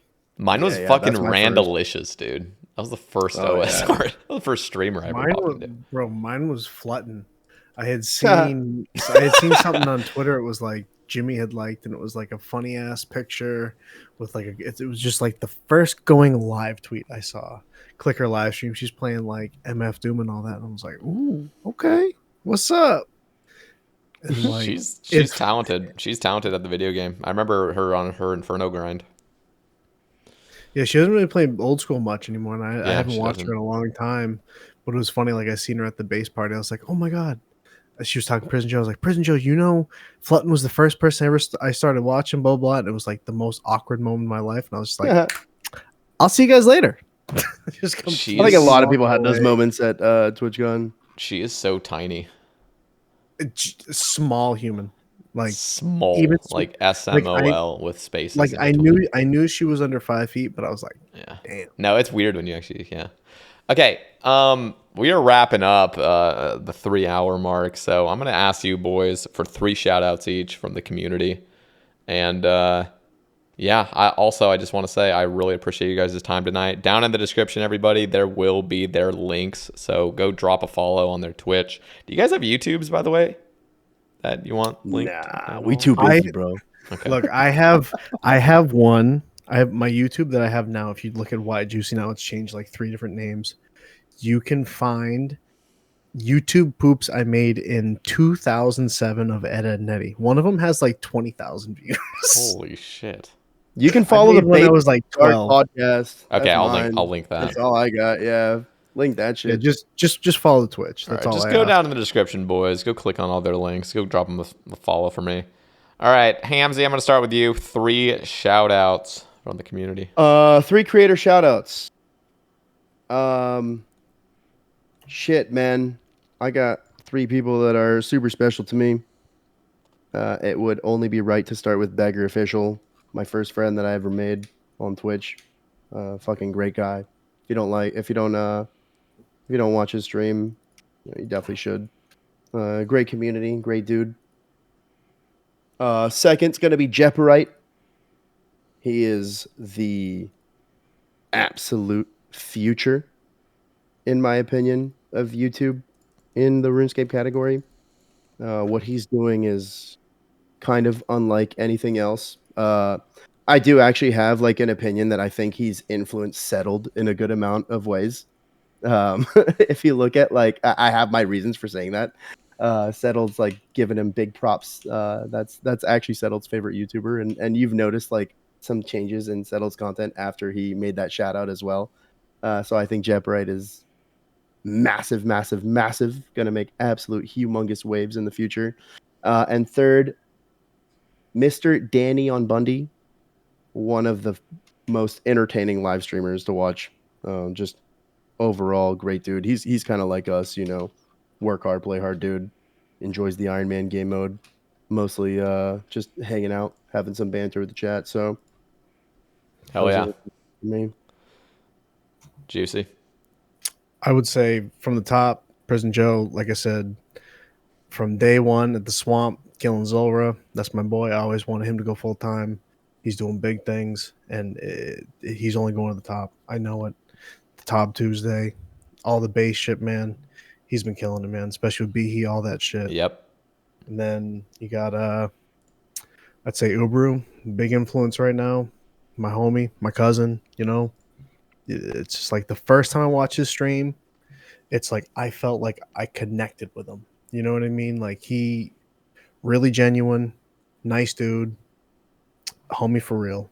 And then third, I'd say Sixth, bro. He's definitely slept on. Big Twitter guy. You know, Hell yeah. his streams, bro, you can go in and just fucking laugh. Sixth is one of the funniest motherfuckers. And like I just, and all the people around him, like, I mean, just like his buddy Alex, Ellie's ex, like Colton, Hot dog man. like everyone, dude. They are such a good group of people. All the people in like that the team, I think they call it, and like they have such like a tight knitted group. Like, and Six Sight's my boy. Shout out him for real. He's definitely on the up, and I feel like he's been on the up, and I feel like I've been watching him for like a year now. Just any day now, he's gonna have that partner, bro. I swear to God. Fuck Same yeah. with Uber, bro. They're right there. Just keep grinding, 100%. And then us, Juicy. Yes, sir. Look, man. Look, all I ask, I don't care about the money. I don't care about nothing with Twitch. They take half. I'm gonna pay tax on this shit. I don't care. Just come to the live stream, hang out. You don't even have to talk. Lurk, drop the follow. Just enjoy the time that we spend hanging out with you guys. Because at the end of the day, we are nothing without you guys, without the viewers, without the lurkers, without just, you know, I work every day, 6 days a week, and I look forward at the end of the day going on Twitch, hanging out with the homies, whether I go live, go watch somebody, watch the homies, like Hamsey's live, go hang out there for a little bit, PJ's live, you know, like you hop around, hang out, but we are nothing without the community. And that is the big reason I started streaming, because The sense of community is huge. There's something to look forward to at the end of the day besides just leaving work. And that's about all I got to say. Oh, yeah. Guys, thank you once again for coming on the cast. Dude, thank you for having us, man. I feel like if I wasn't hopping on the base pod after this, I feel like this could have gone another 3 hours, honestly. Easily. You guys know you both made it just in time for that year 3 poster, by the way. So oh hell yeah, barely slipped in. You got like a couple weeks left, but hell yeah, thank you guys. For those listening, be sure to follow their links down below. If you want to support the cast as well, there's a YouTube membership link as well as a Patreon link. Both offer support for the cast. And yeah, we will catch you guys in the next one. Thanks again, gentlemen. Chill. Thanks for having us. Thank you. Appreciate it. Peace. Have a good night.